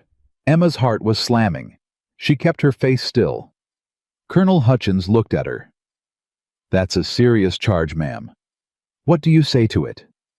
Emma didn't answer him. Not yet. She turned instead to Caldwell. You swear that Mr. Caldwell, before the board on your oath, that this mare is yours, that you raised her, owned her, bred her on the Broken Sea. I swear it. Caldwell's chin came up. He was enjoying it now. Every word. Raised her from a foal. I'd know that horse anywhere. Raised her from a foal, Emma repeated.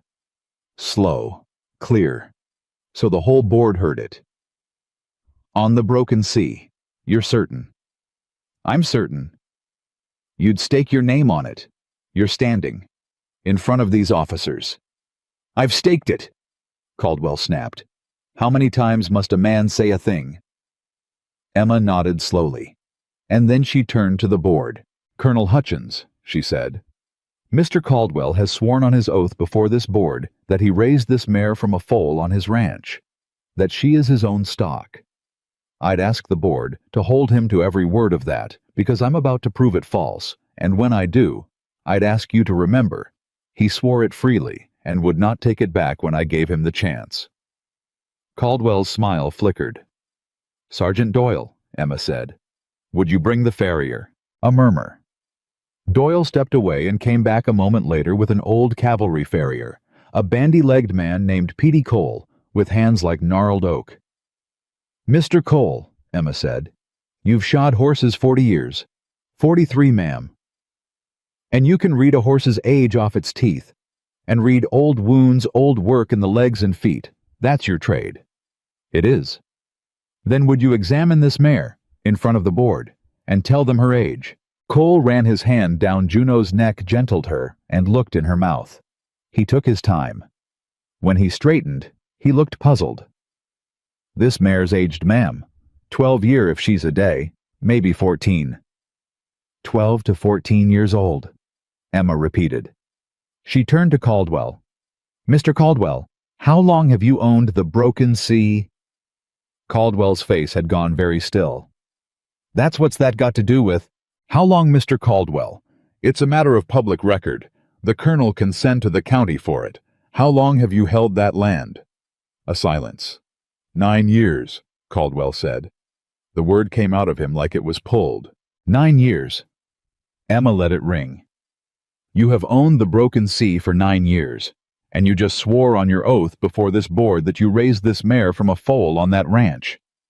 But Mr. Cole here, 43 years a farrier, no stake in this, says the mare is 12 to 14 years old. She turned to the officers.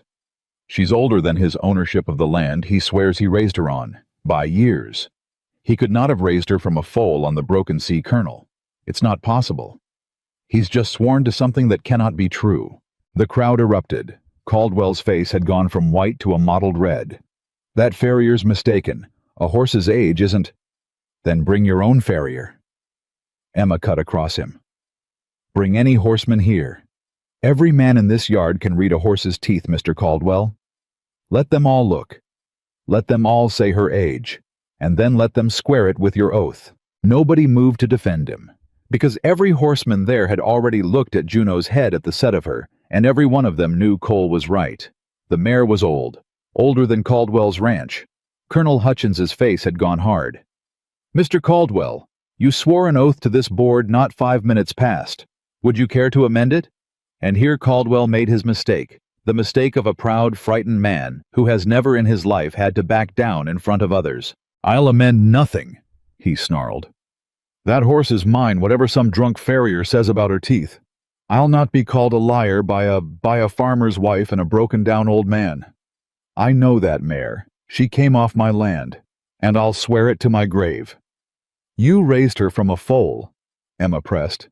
You still swear that? I swear it. On the broken sea, which you've held 9 years, and she's 14. I swear it, damn you. The yard had gone dead silent. Even the horses seemed to still, because every man there could now see it plain. A rich man cornered swearing over and over to a thing that could not be true, unable to stop himself digging the hole deeper with every word out of pure wounded pride. And Emma Whitaker stood in the middle of that silence, small and steady, and delivered the last of it soft. No, Mr. Caldwell, she said. You didn't raise her, you bought her, along with 36 others a year ago from a widow named Well. Sergeant Doyle can tell you the name because Sergeant Doyle rode 2 counties over last week and found the record of the sale. Signed, witnessed, on file with the county clerk. She nodded to Doyle, who produced a folded paper from his coat. The widow of Amos Kettering's foreman, who kept the last of Kettering's endurance line after the man died and fell on hard times, and sold the whole string to you, Mr. Caldwell, for near nothing because you knew what they were, and she didn't. Caldwell stared at the paper in Doyle's hand as if it were a live snake. That's a forgery. It's on file with the county, sir, Doyle said quietly. Any man can send for it. Your name's on it in your own hand. Emma turned to the board. So here's the truth, Colonel, plain as I can lay it. Mr. Caldwell bought Amos Kettering's endurance line a year ago knowing exactly what it was.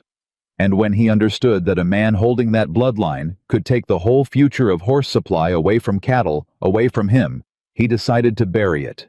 He starved those horses down, burned Kettering's brand off them so the line couldn't be traced, and ran them through the low end of a valley auction as worthless culls praying they'd die out quiet and never trouble his cattle kingdom again.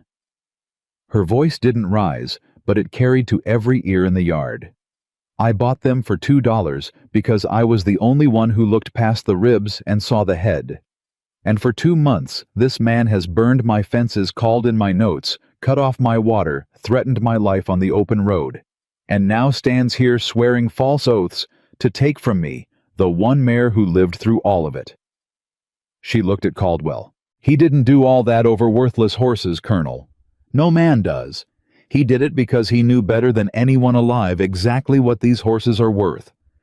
The silence stretched. Then Colonel Hutchins spoke, and his voice was cold as a well. Mr. Caldwell, you have before this board and these witnesses sworn an oath which is now shown to be false, and repeated it under challenge more than once. That's not a matter I can overlook. It'll be referred to the civil authority, and there'll be a reckoning for it in its proper place. He turned from Caldwell as if the man were no longer worth looking at.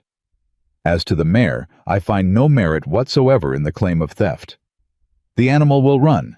And Mr. Caldwell, he looked back once hard, you'll remove yourself from this ground before I have you removed. Nathan Caldwell stood there. For one moment, just one, Emma almost pitied him, because she watched it happen, watched the biggest man in Red Hollow Valley become in the space of a few minutes in front of every horseman in 3 territories, a proven liar and a cheat and a coward, stripped of the one thing he'd spent his whole life building, his name, his standing, The thing he'd burned and starved and threatened to protect. He'd protected nothing. He'd destroyed it himself with his own mouth because he could not bear to back down.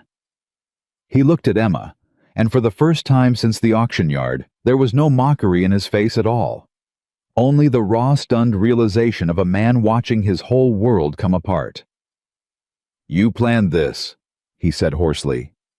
"All of it. You wanted me to make the claim. I gave you the chance to walk away from it," Emma said quietly. "Twice. You couldn't do it. That was never me, Mr. Caldwell. That was your own pride. It's had you by the throat this whole time, and you never once saw it." He had no answer. There was none. He turned, and he walked out of Fort Sumner through a crowd of men who had known him and respected him an hour ago, and now stepped back from him, as from something spoiled, and he mounted his horse, and he rode out, and he did not look back, because there was nothing behind him now to look back at. And then it was quiet, and the sun was climbing, and there was still a trial to run. Emma turned to Juno. She put her forehead against the mare's the way she had in the dark barn the night the mare first ate from her hand, and she stood there a moment with her eyes shut. "That was the easy part," she whispered. "You know that, don't you? Beating a liar. Anybody can beat a liar." She drew back and looked into the mare's dark eye. "Now we've got to beat the truth. All those good horses and good men who came by them honest, and every one of them faster on paper than you've got any right to be. You don't have to prove he's a liar anymore, girl. You've got to prove I'm not. That I wasn't a fool. That I saw true." Her voice broke just slightly. 22 miles, in the heat, everybody watching. Show them what your blood remembers. Show them what I saw in that auction yard when nobody else would look. Juno breathed against her warm and steady, and Emma Whitaker swung up into the saddle and rode the $2 mare that everyone had laughed at to the starting line to run at last the race that would tell the whole world whether a woman nobody believed in had been right all along. There were 9 horses at the starting line, and 8 of them made Juno look like exactly what Nathan Caldwell had called her. They were big, most of them. Deep through the chest, long in the leg, gleaming with the hard shine that comes from months of grain and grooming, and nothing in the world to do but train for a day like this one. Their riders were lean professional men who'd campaigned distant stock across 3 territories, men who knew to the minute how a horse spent itself over 22 miles of heat. And beside them stood a gray mare, 6 weeks off an auction floor, thinner than any of them, ridden by a farm wife in a dusty skirt, with her sleeves shoved to the elbow. Emma heard the talk run low through the crowd behind the line. "That's her, the $2 woman." "Can't be the same gray. That one out there looks half decent." "Same gray. Wait till the heat gets in her. She'll quit at 10 mile like all the culls do." $2, a man said and laughed, was $1.98 too much. Emma let it go. She'd made her peace with the laughing a long time back somewhere between the auction yard and the burning fence and the 4 graves behind her barn. She had simply run out of room to carry it. Caleb came up on Juno's shoulder for the last moment before the start. He didn't tell her it would be all right. He knew better than that, and she'd have known he was lying. He put one big hand flat on the mare's neck and the other over Emma's knee, and he looked up at his wife. "You listen to me," he said low, so only she could hear. "Whatever that clock says at the end out there, you already won the part that counts. You stood him up in front of the whole cavalry and made him swear a lie and then broke it over his head. Nobody takes that back, not ever. So you don't ride this to prove one more thing to one more doubter. You hear me? Caleb, you ride it," he said, and his voice caught, for the woman who stood in that auction yard with $2 in her fist and saw a horse when every man there saw a carcass. "You ride it for her. Nobody else has earned a say." Emma looked down at him, and her throat closed, and she nodded once because she didn't trust herself to speak. Thomas Reed was there too at the rail, and he lifted 2 fingers off the wood at her. Not a wave. Just a small salute between 2 people who'd shaken hands in a dusty depot over a dead man's dream. "Amos would have wanted to see this," he called. "Ride her the way he'd have rode her Ms. Whitaker. Slow to the sorrow. Fast to the finish." Slow to the sorrow. Emma repeated under her breath. Fast to the finish. She didn't fully know what it meant, but it sounded like the truest thing anyone had said to her all morning. Then Colonel Hutchins raised his hand at the line, and the whole yard went still, and Emma gathered her reins and leaned down close along the gray mare's neck. "All right, girl," she whispered.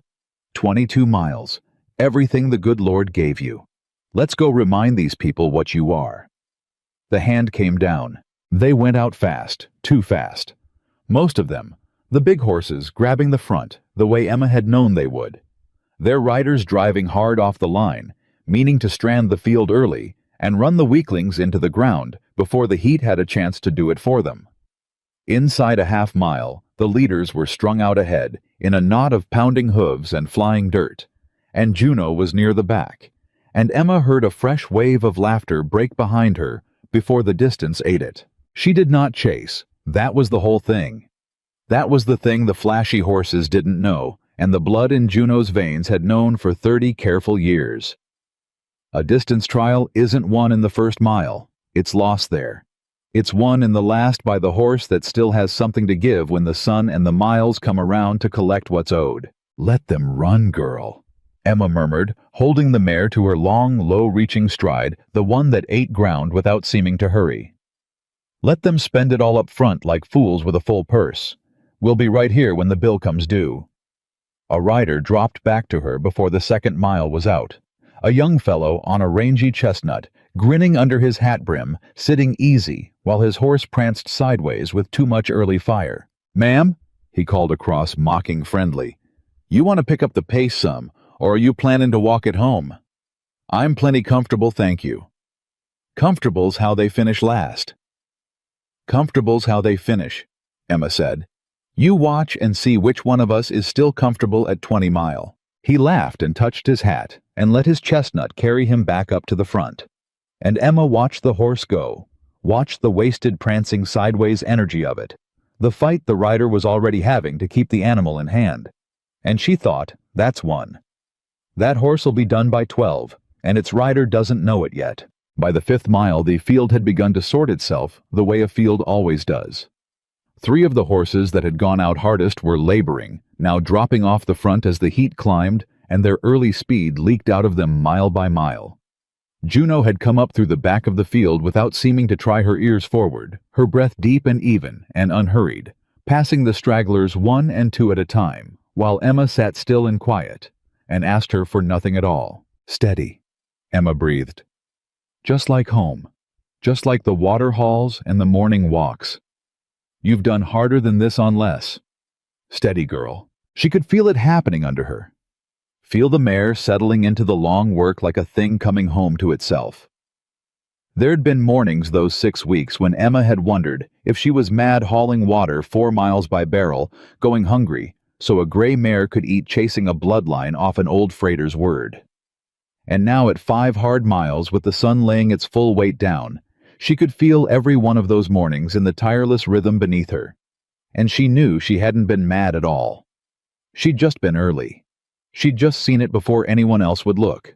At the 7th mile came the first real fright. The trail cut down through a wash where the footing turned to loose rock, and one of the horses just ahead, a heavy bay, running too hard for the ground, went down hard on a stone, and its rider was thrown clear into the brush, and for one sick instant, the whole knot of horses behind him bunched and shied and nearly piled into the fallen animal in a tangle of legs and dust.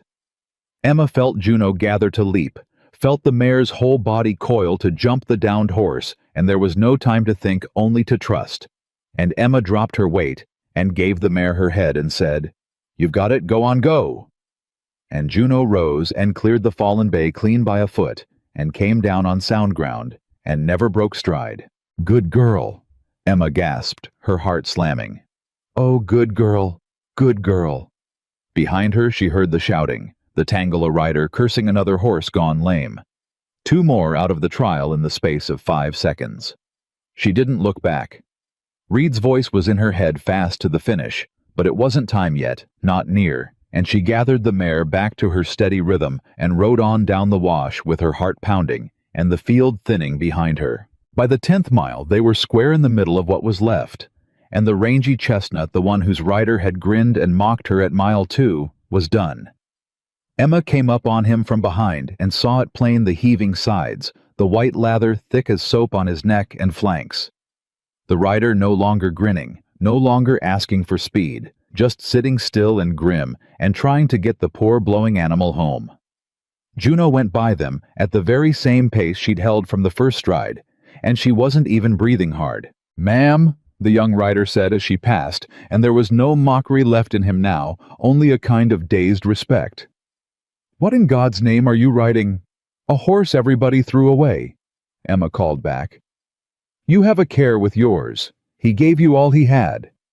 And then, at the 12th mile, with the field down to 5, and Juno running third, easy, holding it all in reserve, Nathan Caldwell made his last play. Emma didn't see the man at first. The trail ran through a stretch of broken country, where the brush grew close, and she'd have gone by without ever knowing, except that Juno's ears pinned flat, and the mare threw her head and shied hard to the left. And Emma, riding half on instinct, now 6 weeks of knowing this horse in her bones, knew the mare didn't shy at nothing. He came up out of the brush on foot as she passed. One of Caldwell's men, she knew, the face one of the two who'd stood behind him at the board that very morning, ready to swear the mare stolen, and he had a coiled rope in his hand, and he swung it low and hard, meaning to catch it under the mare's front legs and bring her down at speed. And any other horse in that field would have gone down and broken its neck, and its riders both. But Juno wasn't any other horse, and Emma wasn't any other rider. "Ha!" Emma screamed, and she threw her weight forward and drove the mare on with everything she had.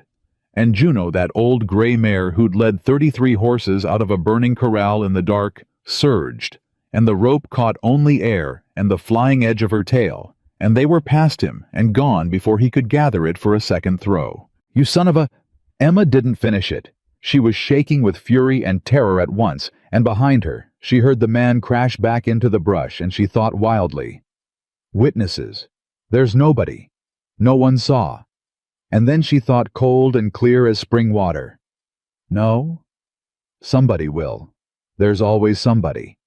She was right about that too, because she wasn't the only rider on that stretch of trail. The 4th-place horse and rider came through not 30 seconds behind her, a hard-bitten old breeder named Sawyer, who'd been running distance stock since before Emma was born, and Sawyer saw the whole of it. Saw the man in the brush, saw the rope, saw the throw. And Sawyer, who had no love for Emma Whitaker and had laughed at the start with everybody else, was nonetheless an honest man and a horseman. And there was one thing an honest horseman could not abide, and that was a coward trying to cripple a sound horse in the middle of a fair trial. But Emma didn't know that yet. She only knew she'd nearly died at 12 miles, and that her hands were shaking on the reins, and that the mare beneath her had saved both their lives with a burst of speed she couldn't afford to have spent. "Easy," she told Juno and told herself. "Easy now. Back down, back to the rhythm. We can't spend it. We can't spend it. We're not there yet."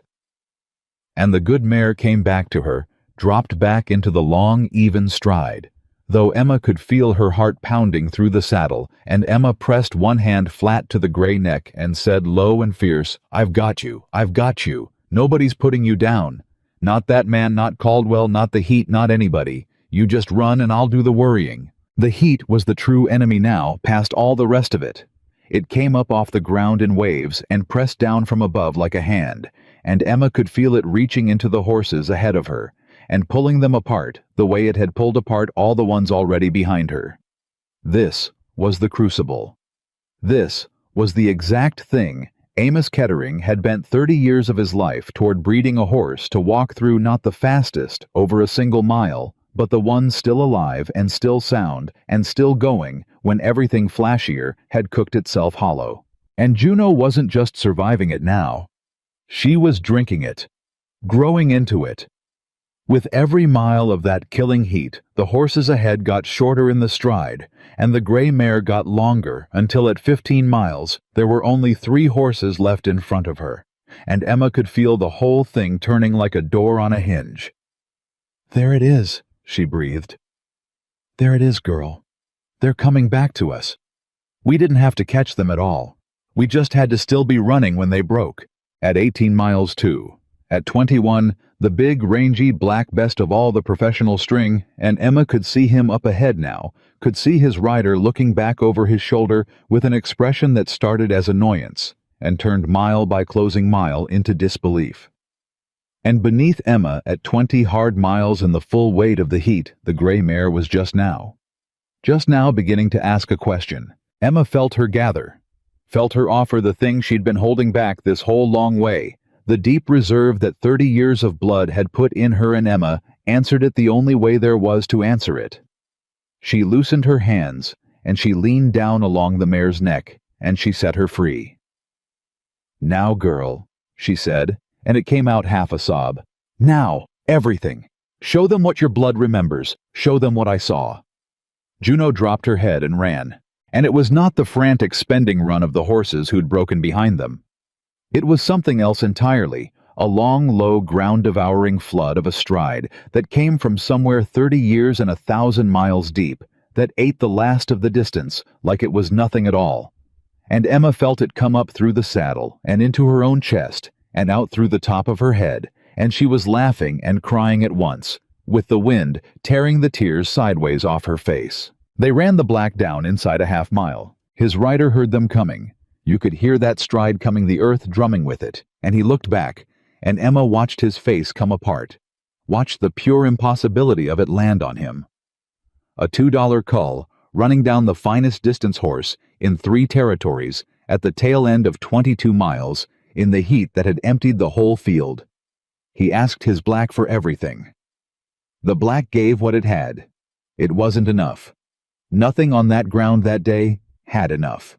And then a quarter mile from the finish, with the crowd already up on its feet, and the win as good as hers, the last fright came, and it was the worst of them, because it came from inside. Emma felt the hitch, just a flicker in the stride, a half-beat of unevenness in that flawless flood of a gallop there and gone, the kind of thing a rider feels in her seat before her mind can name it. A stone maybe, a clod, a wrench. And Emma's whole body went cold, because she knew what she was supposed to do with a win a quarter mile off, and she knew what she'd sworn to a gray mare in a dark barn in the worst of the summer. "No," she said out loud. "No, no, not now, girl. Don't you dare be hurt now." And in the space of 3 strides, Emma Whitaker made the decision that though she didn't know, it was the one the whole United States cavalry had really come to see her make. Because Colonel Hutchins had said it plain that morning at the line before any of them ran, the cavalry wasn't buying speed. Any fool could breed speed. The cavalry was buying a horse that came home sound enough to turn around and do it again tomorrow, and the day after, and the day after that across country, that killed lesser mounts and had to be crossed anyway. And a rider who'd cripple a sound horse to steal a win was a rider the cavalry had no use for, no matter how fast the clock read. Emma didn't run through any of that in her head. She didn't have to. She'd known it in her hands since the first morning she'd knelt in the dust of that auction yard, since the first bucket of mash the mare took from her palm in the dark. She sat up. She gathered her hands. She began a quarter mile from the finish of the race that would decide everything she owned, and everyone who'd laughed at her to ease the mare down, ready to pull up, ready to lose it all, ready to throw away the win rather than run a hurting horse, 1 stride further than was fair. "Whoa now," she said, broken-hearted. "Whoa, girl, it's all right, we'll walk it in. I don't care about the—" And Juno fought her. The mare took hold of the bit and threw her head and lengthened right back into that reaching, flooding stride sound as a bell, no hitch in it at all. Because whatever it had been, a clod flung up a half-stumble, a stone spat clear. It was gone, and the mare was whole, and she wanted to run. She had waited her whole hard life for someone to see what was in her, and now the ground was open in front of her, and the finish was there, and every ounce of Amos Kettering's 30 years was singing in her blood. And the gray mare was not about to be walked home. Not now. Not by anybody. Not even by the woman she loved. And Emma Whitaker, laughing and weeping, gave her back her head. "All right," she sobbed. "All right, girl, you're sound. You're sound. Then go, take it. It was always yours." Juno crossed the finish line 4 full lengths clear. And then, this was the thing, this was the whole thing. The cavalry had come the long way to see. Emma pulled her up, and the gray mare came back to a walk square and sound blowing hard, but not broken. Her legs clean and true beneath her, her head up, her eye bright. Ready. Emma would swear it to her grave to turn around at the far end and run the whole 22 miles over again for the pure joy of it. The other horses came in behind 1 and 2 at a time. Most of them wrecked, some of them lame. Every last one of them spent to the very floor of what it had. And there at the finish stood the gray mare that 8 weeks past had been dying in a barn on land.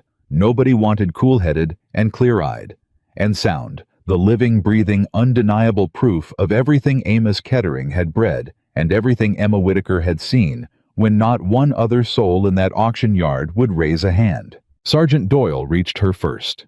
He came at a dead run and grabbed Juno's bridle and dropped to a knee in the dirt and ran his old cavalry hands down each of the mare's legs. In turn felt the tendons, checked the feet, listened to her wind. And when he stood up, his weathered face was working with something he could not hold behind it. "Sound," he said hoarse. 22 miles in this heat, 4 lengths clear, and she's cold sound. He shook his head slowly, like a man who's seen something he'll be telling about when he's old. "Ma'am, do you know what this is? Do you understand what you've got standing here on the end of this rein?" "I've got a fair idea, Sergeant," Emma said, and her voice broke on it. "I've had a fair idea since the auction yard." "There's not a horse in the whole United States cavalry can do what this mare just did," Doyle said. "Not one, not near it." Before Colonel Hutchins could come, old Sawyer rode in the 4th-place breeder, the hard-bitten one who'd laughed at the start, and he swung down off his blown horse and walked straight to Colonel Hutchins at the line, and he took his hat off, and he said loud enough for the whole board and half the crowd to hear it, "Colonel, before another word's said about this trial, there's a thing I'm bound to report, and I'll swear to it on any book you put in front of me." 12 miles out in the broken country, there was a man in the brush, laid in ambush for the gray mare. Threw a rope under her at speed, meant to bring her down and break her neck, and the woman's with it.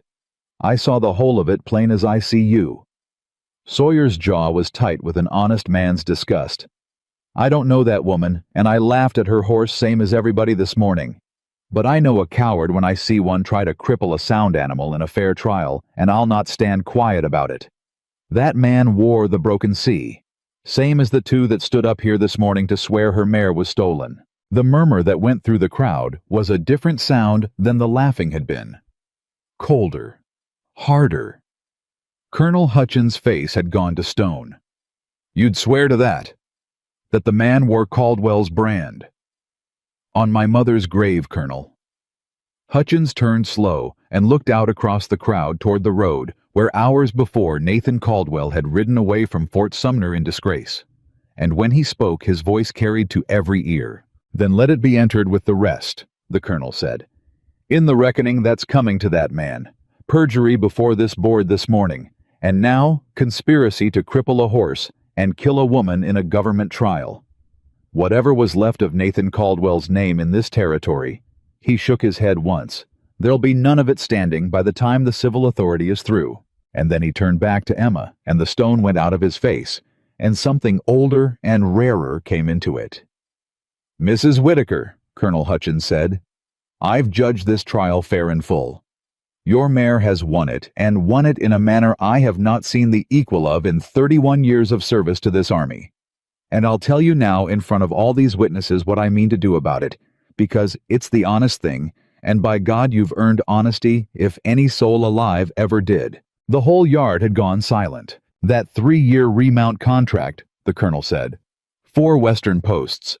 The one every breeder here crossed a territory to win.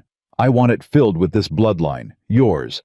However many horses you can breed and prove out of that gray mare and her kin, the United States cavalry will buy at a fair and standing price for as long as you're able to supply them. He allowed himself at last the smallest and driest of smiles. "You came onto this ground this morning, a farm wife nobody believed in, ma'am. You'll ride off it the most important horse breeder in this territory. I'd call that a fair morning's work for $2. Emma stood there holding Juno's rein, and for a long moment she could not make a single word come. She thought of the auction yard, of the 2 silver coins in her fist, and the whole yard laughing, and her own husband turning his face away in shame. She thought of the black gelding they'd lost the first night cold in the yard before sunrise, and the 4 graves behind the barn she'd dug with her own blistered hands. She thought of the fire in the dark, and the coal oil, and Juno leading 33 terrified horses out through the one open gate. She thought of the notes called in, and the water cut off, and the miles of barrels hauled while she and Caleb went to bed hungry, so a gray mare could eat. She thought of every neighbor who'd looked away. Every whispered, "Poor Caleb married a dreamer." Every voice that had laughed. She thought of a rich and frightened man who'd tried to bury the whole future because he could not stand to watch his own small world change around him. And she thought of a thin gray mare who had refused one more time, and one more time, and one more time to lie down and die. "Colonel," she managed at last. "Thank you. I'll fill your contract, and I'll fill it honest with the finest horses this country has ever put under a saddle, because that's what she'd want." She laid her hand flat on the gray neck. She always did just want to run. Caleb reached her then. He didn't say one word. He couldn't. He just came and wrapped both his long arms around his wife, right there in front of the colonel and the board, and every breeder in 3 territories, and he held her while she shook, and Emma pressed her face into his shoulder and let herself at last, after 2 months of holding every single piece of it together, with her bare hands come apart, in the arms of the one man who had bet against her twice and stood beside her anyway. "You were right," he said into her hair, and his own voice was breaking clean through. "God forgive me, Emma. You were right about all of it. The horses, the head, and not the ribs. Every last word you said in that auction yard while I stood there calling you mad." He drew back and held her face in his 2 big hands and looked at her, and his eyes were streaming, and he didn't care who saw. "I should have seen it. You saw it plain as day, and I stood there and saw dying horses. How could I not see what you saw?" "Because you saw dying horses, Caleb," Emma said, wiping at her face with the heel of her hand. "That's no failing in you. Anybody with sense saw dying horses that day. There wasn't a sane man in that yard who saw anything else." She looked past him at Juno standing sound and steady with the whole afternoon sun on her gray hide. I couldn't stop looking at the one that was still standing. The one they'd all already buried in their heads. She was standing Caleb, half dead and shaking and still on her feet. And I couldn't walk away from that. I've never in my life been able to walk away from a thing that was still standing. The news of what happened at Fort Sumner reached Red Hollow Valley before Emma did. That was the way of it. In a small country, the very same wind that had carried the laughing carried the reckoning home ahead of her.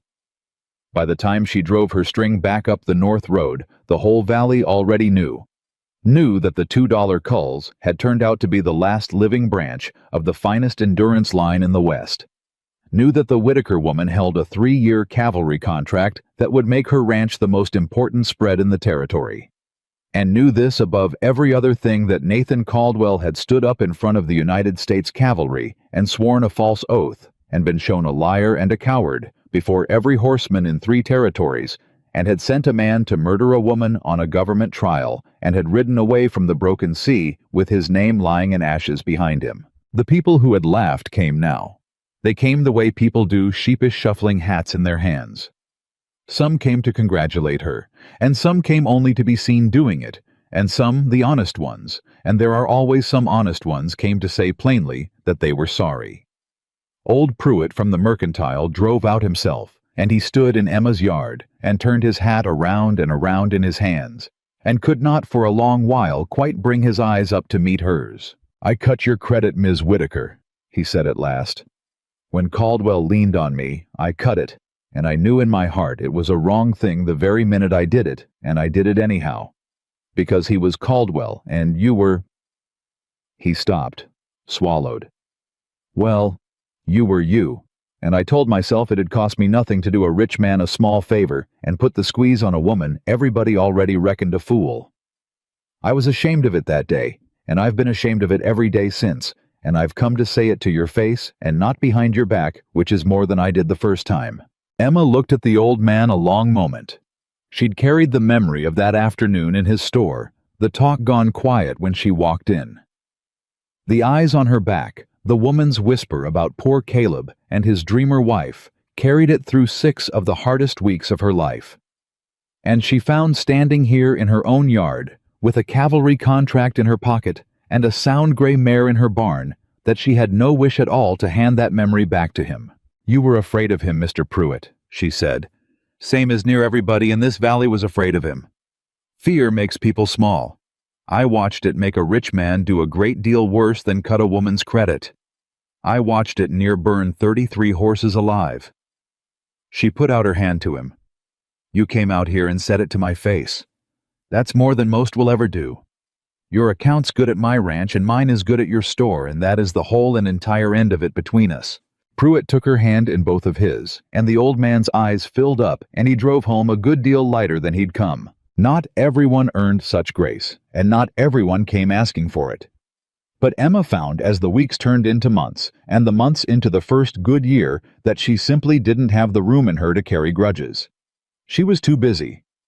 A 3-year cavalry contract and the last of the Kettering line don't run themselves, and Emma Whitaker had work to do, real work at last, the kind she'd been born for, the kind she'd seen coming in an auction yard when it was still just 2 coins and a crazy notion, and a mare too tired to lift her head. She hired the men who needed work. She hired the ones nobody else would take, the old, the down on their luck, the ones the valley had written off, the same way it had written off her horses, because Emma Whitaker had learned a thing about writing people off, and she'd learned it the hard way. And one gray morning, near the end of that first year, a lean, hard, hollow-eyed man rode up her lane and got down and stood in her yard with his hat in his hands, looking 10 years older than he had the last time she'd seen him leaning on her corral fence. "I don't expect you'll take me on, ma'am," Briggs said. "Not after what I done, what I stood by and let get done to you and these horses. The fire's on me much as anybody. I didn't strike the match, but I knew the man who did, and I said nothing. And in the eyes of God, that's the self-same thing. I know it. I've known it a long while now." He couldn't hold her eye either. "I only come because I found I couldn't ride for another living soul and still stand myself. And I couldn't come to you sooner because I was too ashamed to look at you. That's the whole truth of it. I'll ride on if you tell me to. I'd understand it." Emma looked at this worn, broken, honest man who had helped Caldwell try to destroy her, and who had then ridden into her yard in the gray of dawn at the cost of his living, and very likely his safety, to warn her of everything that was coming. "You warned me, Mr. Briggs," she said quietly, "when it mattered more than anything else on this earth.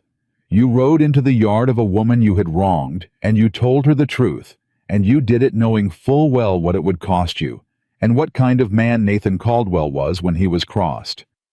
You told me yourself that day, a man's got to have a limit somewhere. Took you 11 hard years to find yours. But you found it, and you found it standing in my yard warning me." She nodded toward the long line of barns behind her, and the pastures beyond green now, and full of good horses. "I need a foreman, one who knows horses down to the bone, and knows his own conscience better still. The wages are fair, and the work is honest, and there's not a man on this place who will ever again be asked to do a thing in the dark he can't own in the light. You start Monday, Mr. Briggs, if you'll have us." Briggs stood there with his jaw working and no words coming, and then he ducked his head fast and jammed his hat back on so she wouldn't see his face, and he turned and walked toward the barns. He was still the foreman of the Whitaker Ranch 20 years later, the most loyal man Emma ever hired, and the best, and he never once to the end of his days forgot who it was that had handed him back his own self-respect on the very morning he'd finally thrown it away for good. As for Nathan Caldwell, the broken sea did not last out the year. A man's power in a small country rests on more than his money. It rests on his name, on other men believing in him, on the fear and the deference he can command by walking into a room. And Nathan Caldwell had burned every last bit of that to white ash with his own mouth in front of the cavalry in a single morning. The neighbors, who had deferred to him for 30 years, stopped deferring. The creditors who had never once dared to press him began quietly, and then, not so quietly, to press. The perjury charge came to something, and the conspiracy with it. And though a rich man's lawyers kept him out of a cell, they could not keep his name out of the mud. And in a small country, a ruined name is a ruin more complete than any jail. The great cattle empire he had starved and burned and lied and killed to protect came apart in the end, and it came apart not because Emma Whittaker tore it down, but because the thing that had truly been holding it up had never once been the cattle at all.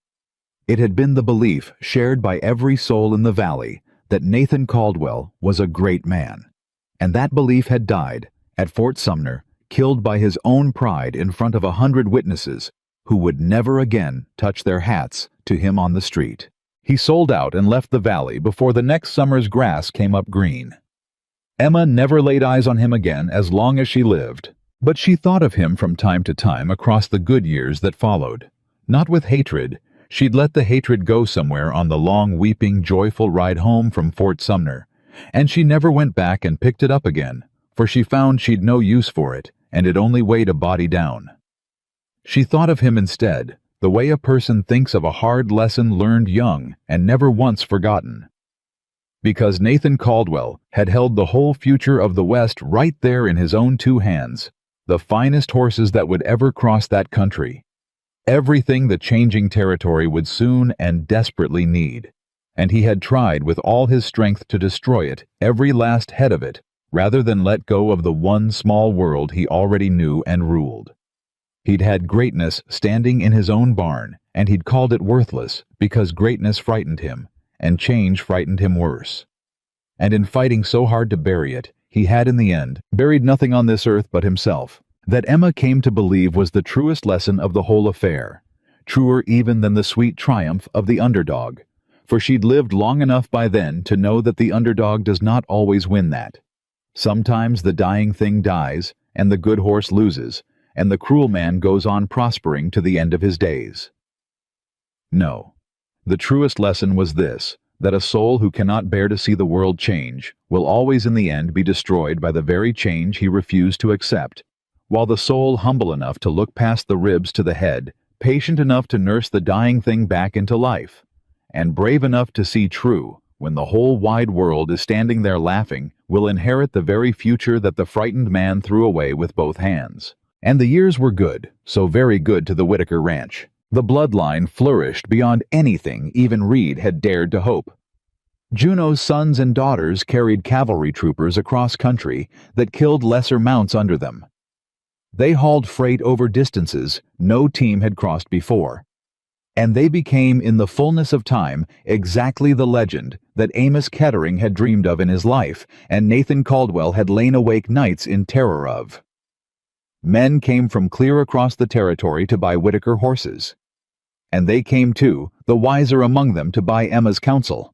And she gave it freely, and she gave it most freely of all to the strugglers, to the widows and the failing farmers, and the young folks starting with nothing, and the ones the rest of the world had already written clean off. Because Emma Whittaker had learned in a dusty auction yard on a burning summer afternoon, the one thing she never after that day forgot, that you cannot tell from the ribs what is living in the heart. They had nearly named the gray mare Grace in the first raw days of it, but Juneau, she'd been the one who endures betrayed and wronged, and laughed at, and left for dead, and outlasting every last one of them. And endure she did. She lived long and grew old and fat, and gray-muzzled in green pasture, the honored mother of a dynasty, and never once in all the rest of her days did she have cause to fear a human hand again. And on the last warm evening of the old mare's long life, Emma Whittaker, an old woman herself, now her own hair gone gray, her hands worn soft, walked out alone to the far pasture, and stood a long while, with her forehead pressed against that gray neck. Just exactly the way she had in a dark and desperate barn, a whole lifetime before, on the night the mare had first made up her mind to live. You know, Emma said softly, there wasn't one single soul in that whole auction yard would raise a hand for you. Not one girl, not a man among them. And there I stood with $2 in my fist, and my whole life about to turn clean over, and I didn't even know it was happening. She stroked the old mare's neck slow and gentle. They laughed at me. Every last one of them laughed. And you just stood there in the corner, half dead and shaking on your legs and still somehow on your feet, waiting to see if just one person in the whole wide world would trouble to look. Her voice went to almost nothing. I looked, Juno. I looked when nobody else would. And it was the finest thing I ever did in the whole long course of my life. Everything good I ever built, I built, because I looked at you and didn't look away. Look.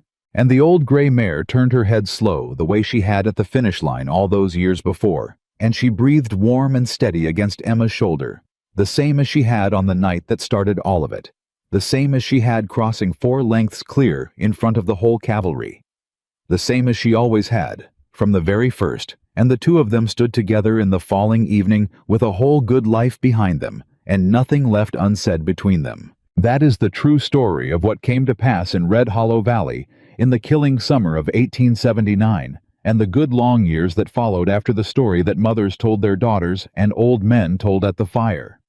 Long, long after Emma Whitaker herself was laid to rest. That a woman nobody in the world believed in spent her very last $2 on 37 dying horses the whole earth had already written off, and that she was laughed at for it, and threatened and burned out in the night and squeezed and nearly broken, and that she looked all the same past the ribs and clean through to the heart, and refused with everything she had to let the dying thing die. And in the doing of it, she did not merely build the greatest ranch the West had ever known. She proved once and for all, and for anyone with the courage left in them to hear it, the one thing that the powerful and the frightened of this world can never ever afford to believe, that the worth of a living thing is never measured by what it looks like on its very worst day. That the forgotten and the discarded and the counted out and left for dead carry a hidden greatness folded up inside them, waiting only and always for one soul brave enough to believe in it before it can be seen. And that a single ordinary woman armed with nothing in this world but patience and mercy and the plain stubborn courage to see true, while the whole earth stands around her. Laughing can look at everything that everyone else has thrown away, and out of it build something that outlasts them all. Emma Whitaker saw what the whole world threw away, and the whole world remembered her name for it from that summer to this one, and it will remember her name long after all of us are gone.